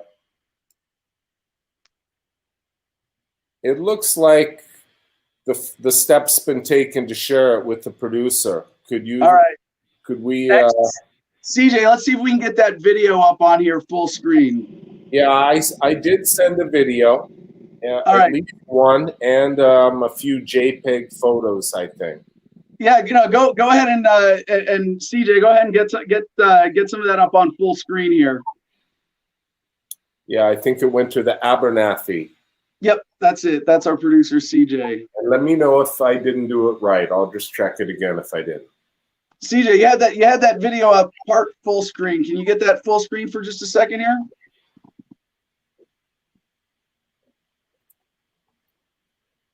I was thinking about including the lawsuit that we put together for Ron Paul that was actually delivered to every attorney general back in 2012. I've got it, and someday, but I thought, hey, let's focus. Today we focus on the Capitol Mouse House. But I delivered a lawsuit on behalf of the Lawyers for Ron Paul. I personally delivered it to the clerk's office in downtown Manhattan to the Attorney General. And we were demanding that people would be able to receive the rights that were supposedly given to them in the Voting Rights Act, I think around 1971, a kind of an extension of the Civil Rights Act, where people, there's some kind of beautiful language that you have a right to vote your conscience. And I think there's some other quite beautiful lines, without intimidation or fear. And furthermore, that if you're an eligible voter, that your vote will be counted.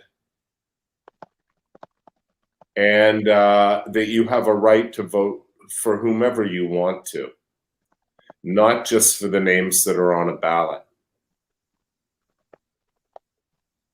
And this requires a write-in, of course, a write-in line. Okay. But only 5 states were providing the write-in line. And so the lawsuit was and a few other states provide the write-in line, but they don't count the votes. Like New York, we have a write-in vote, but they don't count it. So it's kind of crazy. Yeah. Hey, Ian, thanks for joining us today. I'm not going to play chit chat back and forth when I don't have the files. There's like 7 or 8 files. They all got to be unlocked. It's, you unlocked one, then they all went back to relocked. It's, if you want to do a very visual,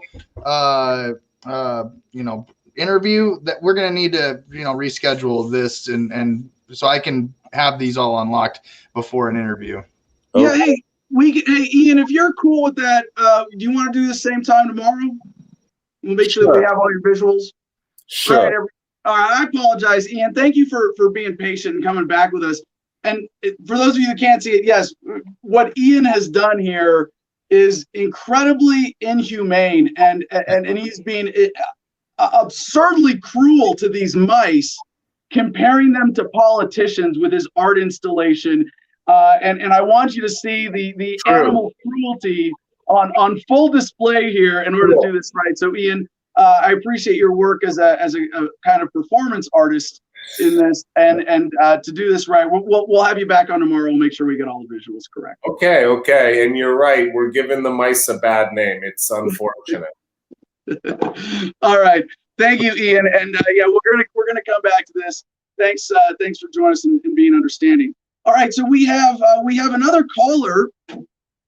Stephen McClure joins us today for an update on Homefront Battle Buddies and his warrants in Georgia. Stephen, how you doing, brother? Not bad. How you, man? Let me get centered up there. So here's basically what's going on for people that haven't heard. I was a pastor at a church. I was the associate pastor of Word of Life Baptist Church in Jackson, Georgia. The police chief, James Morgan, and that city sits inside of Butts County, Georgia, and that sheriff, Gary Long. I've since taken over a full-time pastorate in Dade County, which is very, very northwest, just south of Chattanooga. I go into Chattanooga almost every day. And the sheriff there is Ray Cross. I'm going to bring those names up to explain to you what's going on. Easter Sunday, we decided we were having church service. We had pre-planned and figured out what was going to stop us from having church when the whole COVID thing came up. We hadn't hit those targets yet. At that point, we still haven't. So we contact all the city and county officials. I didn't want to do that. The senior pastor did. That's what we did. We explained to them that we were taking every precaution possible. We moved out pews. We gave people hand sanitizer and face mask upon entry. And we did everything in our power to make sure this was a healthy and safe environment. We knew there was going to be some issues, so I took over the primary seat on the Secretary of State's website so that I would be the primary person the police would want to talk to in case they showed up at church on Easter Sunday. They did. I had a conversation with them. There's this thing called the Notre Dame statute. I'm going to try to be really quick. but it takes a lot more work and a lot more evidence to get inside of a church than it does your home or a business. It's a big legal deal to get inside of a church. So they asked me, hey, dismiss this crowd. I said no. We did that 3 times. And eventually they just kicked rocks. I later got 3 warrants issued for my arrest for 3 counts of disorderly conduct. And it fluctuated. They attempted to put some more charges on there. That's odd in itself. I should have had 1 warrant for my arrest for 3 counts of disorderly conduct, not 3 warrants for 1 count apiece. But that's what happened. So when I was made aware of this, I got pulled over in closer to the city of Atlanta. They told me what was going on. They didn't arrest me because of the whole COVID situation. So I immediately called the sheriff's department after that police officer left. I said, hey, here's what's going on. They said, you have a warrant for your arrest, but you can't come in, COVID. I said, I don't believe you. And I showed up a few hours later with the pastor. I was going to check myself in. I was going to get bonded out that night, and we were going to deal with it from there. Sheriff Gary Long refused my entry into his facility. We later became very much aware that he refused my entry because he knew that I was going to have a massive lawsuit on my hands. I was going to be able to sue them for everything. And I told the chief of police that. I was like, I just want you to understand something. I appreciate you doing this because my church needs some property, and y'all are sitting on 25 acres. And I'm an activist, and I would really like a headquarters. So we're going to turn that sucker into a skate park. Thank you. I appreciate this. So the sheriff refused my entry because he doesn't want to get caught up in this lawsuit. He understands that I want to go to jail because I want this lawsuit. Yep. I want this lawsuit. 1, because this whole COVID thing, first of all, it's not a law. So I don't know what's going on in Arizona. I don't know what's going on anywhere else. The governor declared executive orders, and then the city of Atlanta Mayor Bottoms, Keisha Lance Bottoms, made a additional executive order, and there was a giant legal fiasco over that, whether or not mayors and city councils could do executive orders.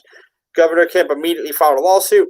I'm sorry, I apologize. Sire Kemp of the realm of Georgia, all hail. All hail. All hail. Hold on, Stephen. Before you get on to that, I just want to go back to one point one thing you said there that was, it's really cool. That I got to point out the significance of being able to make that play as an activist. Like, to go to a cop who's threatening you or anybody else in government and go, oh, please arrest me. I'm going to sue the fuck out of you.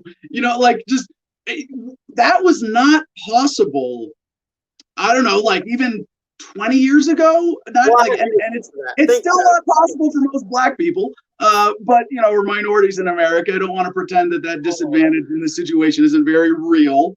But yeah, we've come to a different era of sort of legal government accountability where, yeah, that's actually not just a real threat that you would express honestly, but use tactically to get them to not arrest you and to get them, because because if you go to a cop who's messing with you on the street or in whatever individual face-to-face circumstance, and you say, sir, I don't think you want to do this. This is illegal and creates a liability for you and for your department. But if you say, please arrest me, they're going to go, wait, what? Yeah, because I'm going to sue the hell out of you. That forces them into that other way of thinking through the situation. Oh crap! Am I going to get in trouble for this? Is someone going to look at me later for what I did today? And that might actually stop you from getting arrested. That's a great angle to play. Well, so and this is where it becomes problematic. But Georgia state law is very, very strict on this. Once a warrant's issued for your arrest, it cannot go away. There is no circumstance where it goes away without you being fingerprinted. You have to be booked into the system. They have to take a picture of you. They have to put it in the national database. They have to put your fingerprints in the national database. There's no way around this. They can't simply drop a warrant They cannot do it. There's not a pathway for it legally.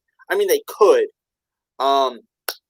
So when the chief of police started being an asshole to me and making public comments about me and my family and my church, I got pretty upset.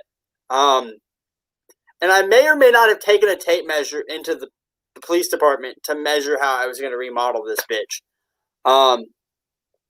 Yeah, that happened. I got a taser pulled on me for that one. I was told I had to leave, and I was like, I pay taxes.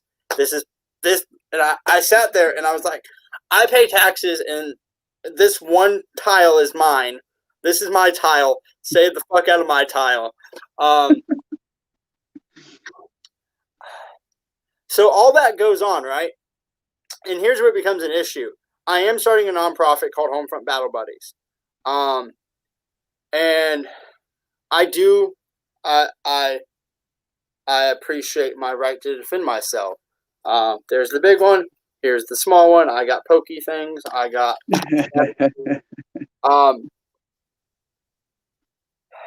I went to Black Friday. I went to, just inside of Chattanooga, to a gun shop to buy a shotgun.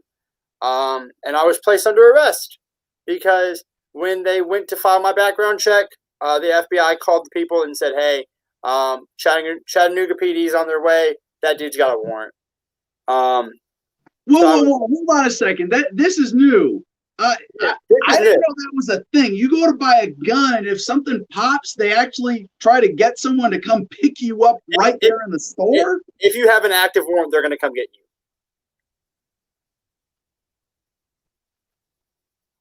Okay. So here's how the law works now. They call in and they call the agency that holds the warrant, the sheriff's department of Butts County, and say, hey, we got this guy. And they said, release him right the fuck now. We are not coming to get him. Under no circumstance will we put him in our custody. No. Fuck no. Get him out. And the entire time, I'm sitting there going, I got you! Ah!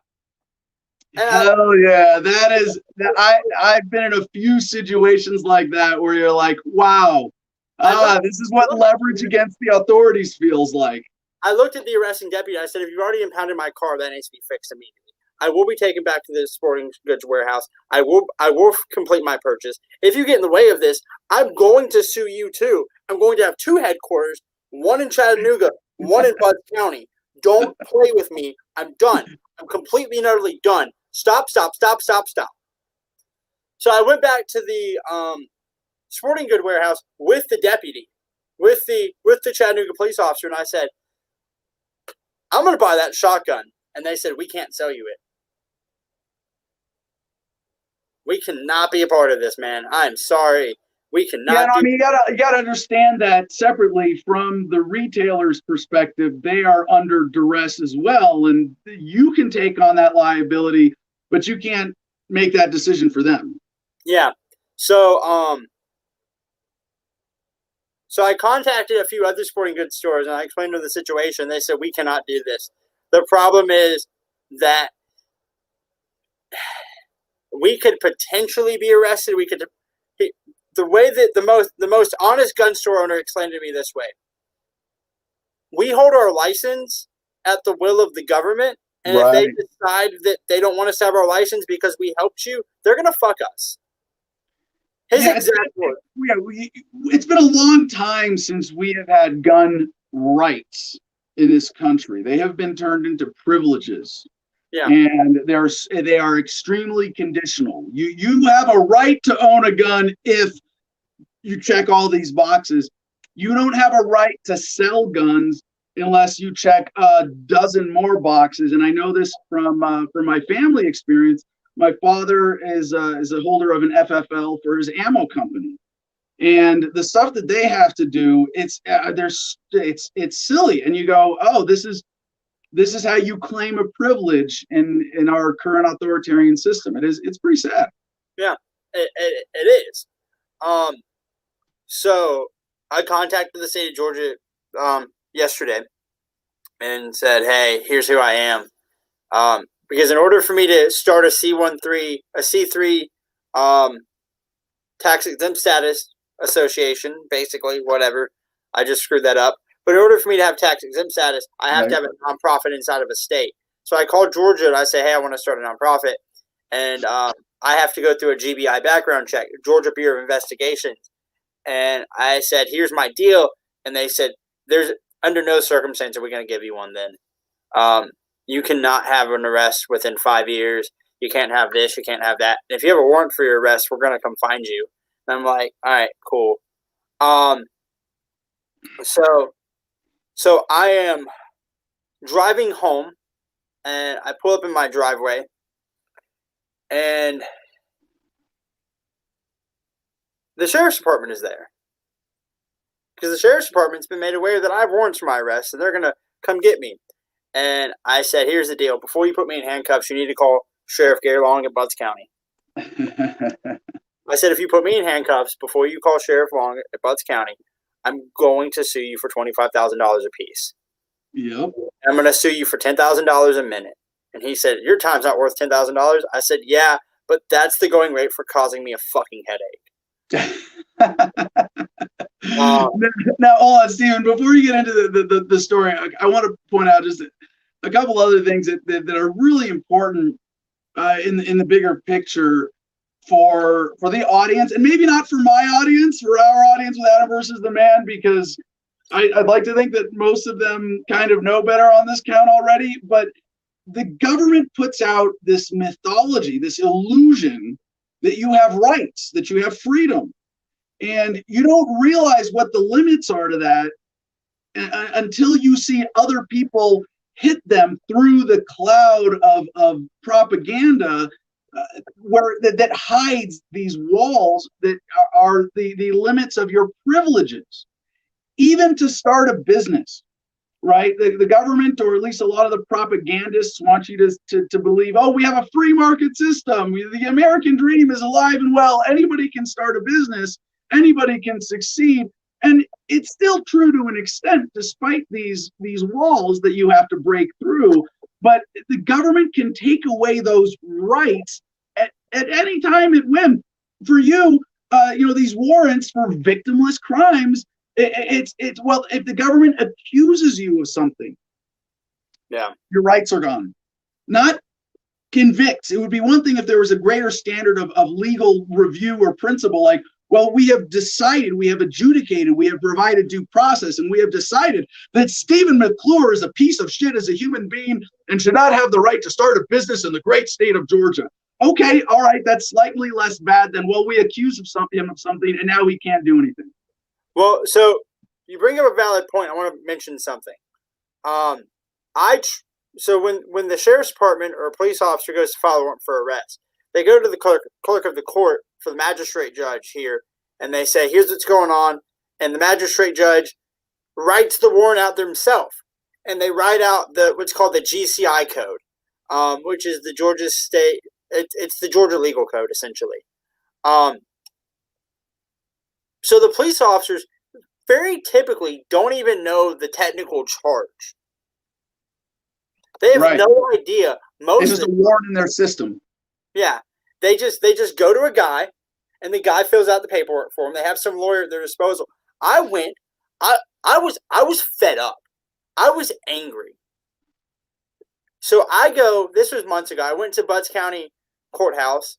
I had to be COVID checked, and I had to wear a mask, and I had to be treated like shit by government employees who can't be fired. And I said, "Hey, I want to issue a warrant for James Morgan." And they said, "Okay." And I explained to them the situation. They said, "What's the GCI code?" And I said, "That's not how this works." And I'm watching a sheriff's officer, I'm watching a deputy file a warrant. And I said, "He's not doing what you want him to do." They said, "He's a government employee. There's a different set of rules for him." So I looked at it and I was like, okay, the GCI code for being an asshole is GCI asshole. And somebody looks at me and goes, "James Morgan, like the chief of police?" I said, "Yes, I want the chief of police arrested for being an asshole. He is a stain on this society."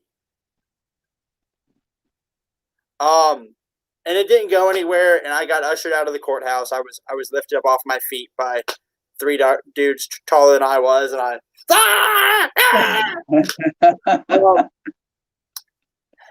so back to a couple weeks ago. I am on my front porch. There's half a dozen deputies because 135 pounds of asshole is a fucking dangerous thing, I guess. I appreciate that. When you send 6 dudes in body armor after me, it makes me happy. I'm just like, woo, y'all are pussies. Oh, don't be flattered, Steven. It's not you. It's their federal military gear being handed down and having to justify their budgets. You're not special. If they had to arrest a dog, they would do the same thing. They don't arrest dogs; they just shoot them. Just bam! Oh, that's right. My bad. Right. All right. I guess if they had to arrest a koala bear, they probably still send 6 koala bears fully armored dudes in an MRAP. Koala bears are black. black. We don't have koalas in America. Koalas are black. They get shot. Especially in rural Georgia. But I looked at the lead officer and I said, I seriously want you to know, I'm going to sue the holy shit out of y'all. This is a civil rights violation. He goes, how is it a civil rights violation? I explained to him the situation. He goes, oh shit. Mm-hmm. I said, so I want you to get in contact with Sheriff Gary Long right now. And 15 minutes later, some white Tahoe pulls up and a dude in a cowboy hat walks out and he goes, I'm Ray Cross. I said,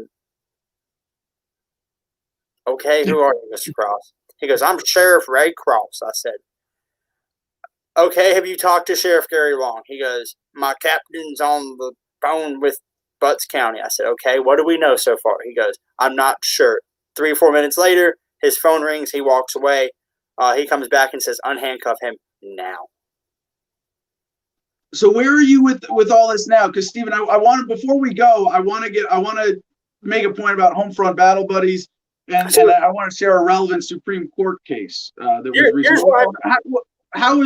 What is your current legal situation then? Every time I get stopped by the police, it's going to cost me an hour of my time. And this is just a warrant hanging out that has no immediate prospects of being resolved at all.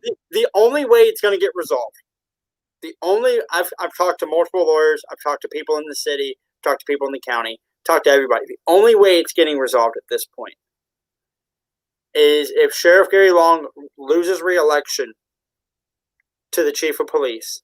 The chief of police will have me arrested, and I will inherit everything in 6 years, 10 years. And I talked to an attorney who said, look, here's the deal. You're going to jail. At some point, you are going to be incarcerated. They are probably going to set your bond as high as possible. You will beat this. That's the sheriff right there. And you gotta get his face on screen. Yeah. Well, here's the funny thing. They no longer publish James Morgan's personal phone number because some anarchist group was threatened to kill him and beat his ass. And I was like, I don't know anything about that. I know a few anarchists, but they're not violent people. So maybe one of your guys did. I don't think that anybody in your audience would threaten to kill a chief of police. So basically, from what's going to happen, at some point, James Morgan stepping down. Depending on who takes his seat after that, I'm probably going to jail sometime immediately afterwards, especially if James Morgan wins the election. And then I will spend somewhere between a couple of days to 2 weeks waiting to go in front of a judge. It's not going to look good that I've been on the run for so long. They're going to set my bond excruciatingly high, potentially in the $100,000 range, because that's what they do when you don't turn yourself in immediately. And then at some point, I'll go to court. They don't see this upholding. They don't. And then they see me winning a lawsuit, but they see me winning a lawsuit after years of litigation. Right. Now, so Stephen, that's perfect transition for what I want to get to next here. I have, I know this is maybe not hard to believe, but I have two pending cases that are very relevant to what you're talking about here. One of them for a warrant for a cannabis possession misdemeanor in Wise County, Texas, that I believe is a simple product of administrative error at first, and is now there due to neglect and negligence, or deliberate negligence in terms of it's Adam, let him have this warrant. Screw it. It's non-extraditable. For me, if I get arrested or pulled over somewhere else, it might be 5 extra minutes. Hey, did you know that you have a warrant for your arrest in Texas? Yeah, whatever. Okay, and it's for cannabis misdemeanor possession. I mean, something that's about to not even be a crime anymore. And they're ignoring me. I'm like, all right, well, I guess it's time to start suing you. And I'm ready to take it to that next level and fight back and be proactive. And it's a weird administrative kind of hurdle for a lot of people in these circumstances to wrap their heads around and go, I can just do this. I don't have to, I don't have to talk to a bunch of lawyers. I don't have to have thousands of dollars, although it helps. You can file claims yourself. You can file suits yourself. And yeah, it takes some time. It takes some research to figure out the documents if you're not, a lawyer or a paralegal. But it's not that hard to get in and fight back that way. But hold on, Stephen. I got my other case here, maybe a bit more relevant, is in my Shall ID lawsuit in New Orleans, where they arrested me for failing to show ID, even though I was not being detained for suspicion of committing a crime. So very clear legal violation. There's video of all of this. And in that case, I had a lawyer find me, and I got to give a shout out to my attorney in New Orleans, Kearney Laughlin, for taking this and taking the initiative to fight back, not just to sue for the civil rights violation, but the physical damages. If you couldn't tell, I was dropped on my head at some point. It was during that arrest. And you've been dropped your head a few times while being arrested. Yeah, it's not the first time I've been roughed up by cops. But this is something that's still pending as a lawsuit. This was in January last year that it happened, this arrest was February last year, and the Texas one was January last year, and it's not easy. It takes a lot of patience. It takes a lot of persistence. It's a lot of paperwork. And while it's technically true that you can sue, and this is the headline that I wanted to share from IJ.org, the Institute for Justice. And we're going to cover this more thoroughly on the show tomorrow. U.S. Supreme Court rules unanimously you may sue government agents for damages when they violate your individual rights. Technically true, but not as easy as they make it sound, right? Well, so I've got to disagree with you on something. You do need a lawyer. Please. Because this entire thing, our entire legal code, I mean, we don't even know how many laws we have anymore. There's no idea how many laws are in the United States. So to say that you can do this on your own, I mean, sure, if you're a Supreme Court judge and you know the laws front and back, left, right, up, down, in the dark, but man, to say that lawyers don't know that. Hold on, no, Stephen. Now I'll meet you in the middle here, because to sort of be more nuanced in my assertion here. It's not that anybody can just go, oh, I want to sue so-and-so. Google, how do I sue so-and-so? It's not that simple. Like I said, lots of research often, lots of work, lots of writing back and forth with judges and clerks and things like that. It is possible. And if you're not capable of it, know your limit. But I defended myself in this Texas case, and I beat 4 felonies and kind of a misdemeanor. I mean, we'll see. But yeah. No, I beat 4 felonies at least pretty decisively by defending myself. And I would encourage people not to say, oh yeah, commit to defending yourself or doing legal stuff pro se, but consider it. And when you can't afford an attorney to proactively sue government agents, look into seeing what nonprofits, volunteer organizations out there could help, rather than just, oh, I got to call an attorney and put in a $5,000 retainer. No, screw that. Look at options, and some of them are doing parts of it yourself.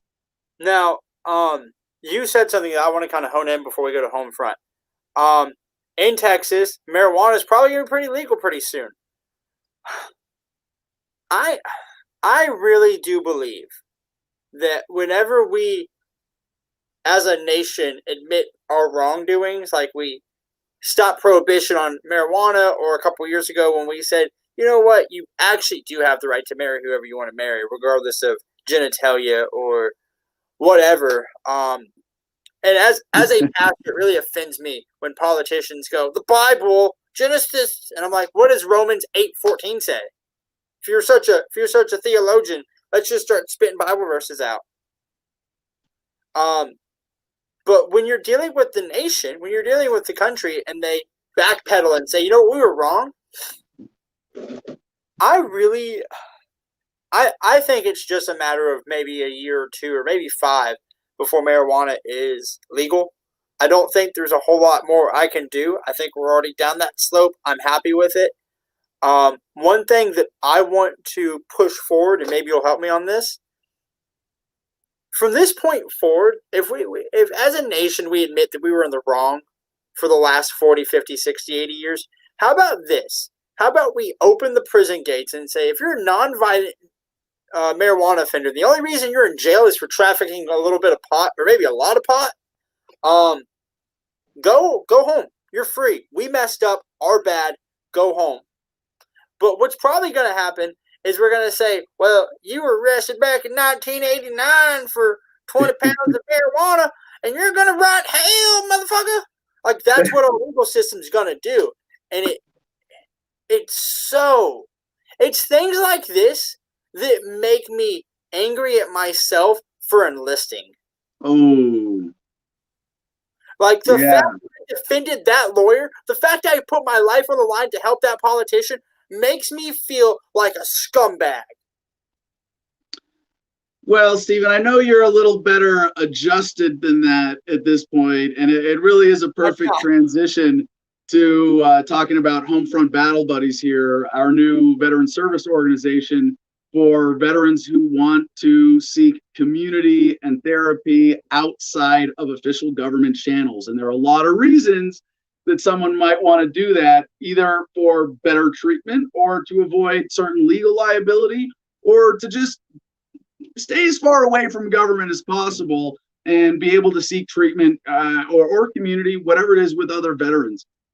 And you face these challenges now. I guess we haven't formalized it yet, but what it's looking like is that I'm going to be the chair of this organization, and Stephen is going to be the executive director. At least that's how our roles seem to be developing at this point. And I want to just point out for anybody who might be watching or listening, because every time we talk to Stephen, we learn fun ways to navigate the legal system. It's really exciting to watch you do what you're doing from a distance here like this, and learn from the ways that you're fighting back. But we need help with this. And so this is a call for volunteers. You see, there are a number of hurdles that we face. And right now, Stephen has to look into what he's got to do to form a corporate organization in Arizona because his privilege has been denied in Georgia. Yep.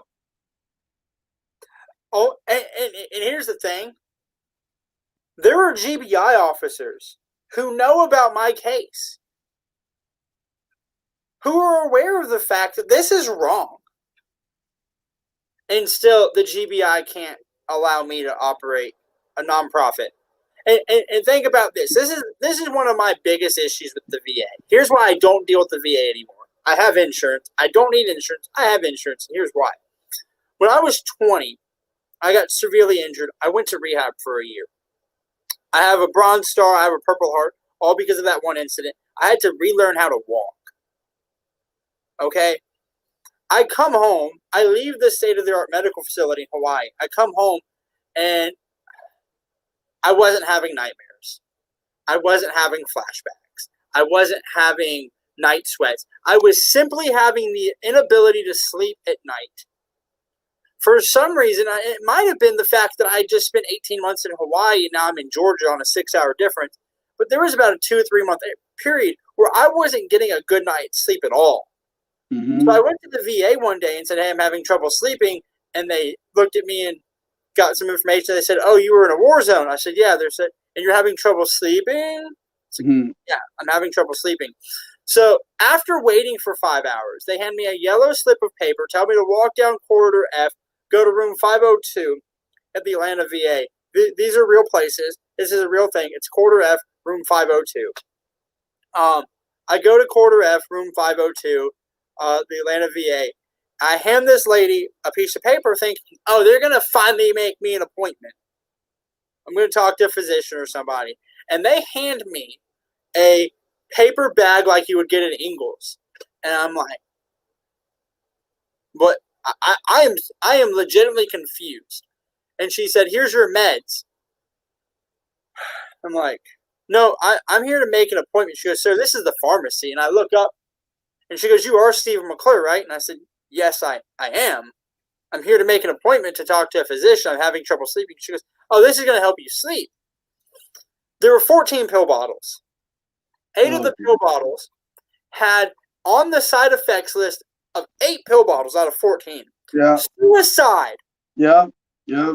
Not depression, not anxiety, not whatever. Suicide. Yeah. Yeah. I had 3 out of 5 when I same story for me. 3 out of 5 prescriptions that I went in having trouble sleeping. I'm sorry, Stephen. Stephen, I want to get onto the positive empowerment and moving forward with this just to wrap things up. So here's what Homefront Battle Buddies is doing.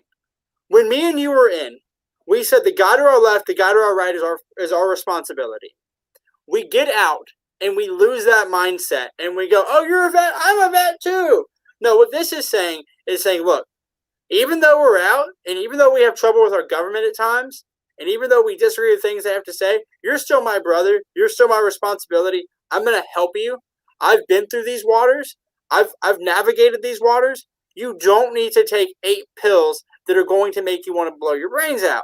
We're going to help you through what happened. We're going to help you come to the conclusion that even though you were victimized, doesn't mean you need to live there in that victimized stance. You don't need the government to survive. You simply don't. And here's how you live a peaceful, productive life. Yes, absolutely. No, so what we want to do is create an online community and a nonprofit to host retreats and help veterans explore alternative or non-official, really not necessarily alternative, but just any sort of treatment or alternative therapy to official government channels. And so if you want to get involved with this, I mean, we're in the very early stages of this. We need help with the website, with social media, with online forums, with mainstream media, promotion, organizing, fundraising, everything. Right now, it's Stephen and I, and we are looking to recruit more core team members for the Homefront Battle Buddies project. We got homefrontbattlebuddies.com. Really excited about seeing that get live, hopefully in the next couple of weeks. Stephen, other than my email, Adam at the Freedom Line, if anybody wants to get a hold of me, how can people connect with you if they want to be part of this project? So it's really simple. It's S as in Stephen, D as in Dean, my last name McClure, MCCLURE 29 at Gmail. Go ahead and get me there. I'm on Facebook. I'm on Instagram. Send me an email. If you have an issue you need to talk about, send me an email with your phone number. I'll give you a call as soon as possible. If you want to help out, send me an email, and then in the subject line put Homefront Battle Buddies, and then what you want to do. If you want to do internet stuff, put internet, and then in the body, tell me what you can do and tell me what you want to do, and we'll get there with you. Awesome. There is no such thing as too little help. So if you can donate $3, thank you. If you can donate an entire website, that's just as cool. I appreciate it. Yes, and pretty soon we'll have Stephen at homefrontbattlebuddies.com, but that's not live yet. Don't send anything there. No. Stephen, don't worry, we'll get there. Thank you so much for joining us and for really, man, it's awesome to see you in just the couple of years that I've known you now step up in so many ways as an activist and as a human being. I got my best activist advice from my dad before going into the military. He said, figure out what you want to do and figure out what is right and wrong and walk between those two lines. So it's not okay to hurt people. It's not. I'm going to live a free life. I'm going to live a free life and not hurt people. And if you get in the way of that, sucks to be you, because my dad's super intelligent and my mom's a stubborn old woman. And I take qualities from both of those people. And you just got to keep doing it. You got to make a decision that I'm not going to get bullied. I'm not going to get mistreated. And if you have a shiny badge, you still don't get to mistreat me. You still don't get to abuse me. And have I spent some nights in jail for sitting out front of the governor's mansion? Yes. Do I regret it? No. Nice. All right. Well, thank you so much. Hey, Steven, I'm sorry we're a little over time. We got to go. Any last thoughts or anything critical to sign off? If you're in that crisis mode, send me an email. Please, please, please, please, please. Do not do anything before you send me an email. If you're in a crisis situation, don't take your life, bro. You are my brother on the battlefield, and you're my brother at home. We love you. Seriously. Thank you, Steven.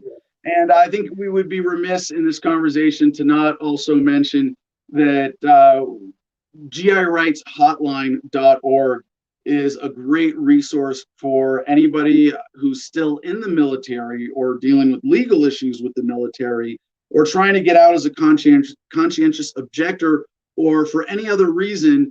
GIRightsHotline.org. I first learned of them when I was active with Iraq Veterans Against the War. And I still get a lot of emails from people in the military on active duty with questions that are just answered by, well, call these people, GIRightsHotline.org. Very important resource. Now, before we wrap up, we're going to go to Comment Jim Freedom, of course, to check in with our audience. And but as I do that, Jim, did you notice what was sent here to the Producers Club right now? Pretty big news. We're going to have to come back to this tomorrow because it turns out that Trump might have a chance of saving his entire presidency from being condemned by historians as being pure evil and uselessness. And that is that the Daily Beast has this story. Trump is considering clemency for Silk Road founder. Two sources tell the Daily Beast that the president has expressed sympathy for Ross Ulbricht. Yeah. If that's, I mean, I doubt. I hate to be pessimistic at all because this is such an exciting possibility. I'm not hopeful for Trump doing the right thing because he's Trump. But if he does in this case, man, I'm gonna have to reconsider some things. Yeah, that would be, of course, we're playing the wonderful if game, you know. If he did that, I feel like what would stop you from just going on down the line and going with Julian Assange and Edward Snowden, giving them some pardons, you know? Why not really go out like, okay, yeah, remember, I'm the anti-establishment guy. You know, like really nail it in and concrete his position as the anti-establishment guy, when in reality, it seems like he's concreting himself as the establishment guy that wants to bow out gracefully, yet pretend like he's resisting and he'll be back, you know, next round as a serious contender. Well, I like to think that this is where Trump's ego might be a force for good, right? Trump wants to be remembered with something positive. Right. I think hope. It would be cool. He's a much better showman and master manipulator than most of his critics give him credit for. And you know, it really doesn't matter what's the first thing you said if the last thing you said makes everybody love you, right? And if that's the sign off to Trump's presidency, he gets to earn the title of Trump the Forgiving. Imagine that. I mean, Doesn't that sound like Trump's ego would love being labeled Trump the Forgiving at the end of his presidency, and that's his legacy? That's what he's known for? I mean, it's kind of contradictory. There's so many problems with that. But Trump the Liberator, I mean, and he has the money to work that narrative or that nickname into the mainstream if that's what he wants to do. Yeah, I would love to see a wave of pardons and clemencies, with the last days of the Trump presidency. I'm not going to hold my breath, but we'll get into this one tomorrow. We'll get into the Ross Ulbricht story specifically. What do we have from the audience now, Jim? Well, we'll keep it short because of our overtime here. Don't Be a Status says, yep, Adam and I are warrant buddies. That's right. I have a warrant in Temple, Texas for a traffic ticket. Some serious criminals here. Yeah. I like what 1054 pointed out. There are thousands of languages in the world, but the one that no one speaks fluently is attorneyese. It's impossibly complex by design for a reason. And that's obviously, we understand that. And like when you were saying with the guest, you were pointing out that like basically what a lawyer does and he'll have taken cases and he can remember stuff he's done before. But generally speaking, when somebody walks into his office and they have a case, he's agreeing to do that research for them that you could have done. You know what I mean? He's agreeing to look up the specific laws that are going to be needed to fight your case and all things that you could do yourself. This is not legal advice in any way. Nothing in this show has been just for legal determination. So thank you for that. And moving on. And to Stephen's point, when you're doing legal work for yourself, you have to keep the known unknowns in mind. Right? Like Donald Rumsfeld, my favorite statist, would remind you there are known knowns, known unknowns, and unknown unknowns, right? Well, you know that you don't know a lot about the laws that are out there, and there's so much stuff on the books. So there's certain pitfalls with that, but I would encourage everybody. And again, if I love consulting people on this. If you ever want to ask me a specific question for legal advice that's not legal advice, I'd be happy to oblige. Exactly. Cool. We got good news for today, or are you just closing it out? Yeah. Oh man, we today is actually a great day for good news on this day in history from goodnewsnetwork.org. At least of which is that it was Ludwig van Beethoven's birthday 250 years ago today. He was born in Bonn, Germany. And he ranks amongst the most performed of any musician, classical or otherwise. But more importantly, on this day in 1773, the Boston Tea Party, members of the Sons of Liberty disguised as Mohawks, dumped crates of tea into Boston Harbor to protest tea taxes. Also, Good News Network really nailed it today. 1969, British MPs voted overwhelmingly to abolish the death penalty. Yeah. Now, they got Jean-Bertrand Aristide elected president in Haiti's first democratic election on this day in 1990. Generally good news, sure. Now, not necessarily, I don't know. On this day in 2003, the CAN-SPAM Act of 2003 was signed into U.S. law, establishing the first national standards for sending commercial email and requiring enforcement by the FTC. Sometimes government does good things that should happen without government. It's celebrated with being a good thing without giving them credit for it, right? But more importantly, on this day in history, in the year 2007, the great Ron Paul, a nearly unknown U.S. presidential candidate, raised a record amount of money online in a single day, over $6 million in 24 hours, from mostly small donors, including introducing a new way for Americans to fund grassroots candidates online without the need for major party support.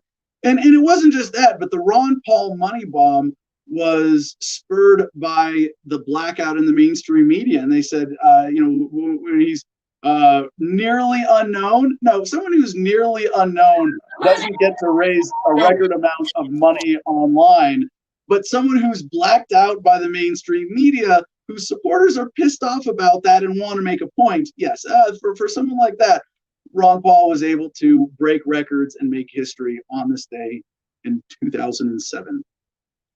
And today is Kazakhstan's Independence Day and South Africa's Day of Reconciliation. And on that note, don't forget to support the show by going to AdamVersusTheMan.com. Check us out on Patreon, patreon.com/AdamVersusTheMan. Join us for $10 a month to get into the Producers Club for exclusive access and 15% off and free shipping on everything at the AdamVersusTheMan.com store. You can also support us by going to CigarFederation.com and using promo code ADAM10, ADAM, all caps 10, to check out. Gets you 10% off.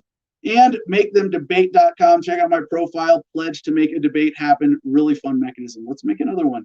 And at the Garden of Freedom on Instagram is where you can see what's going on here in Gardenia. And with that, peace and love, y'all. Choose happiness and be excellent to each other.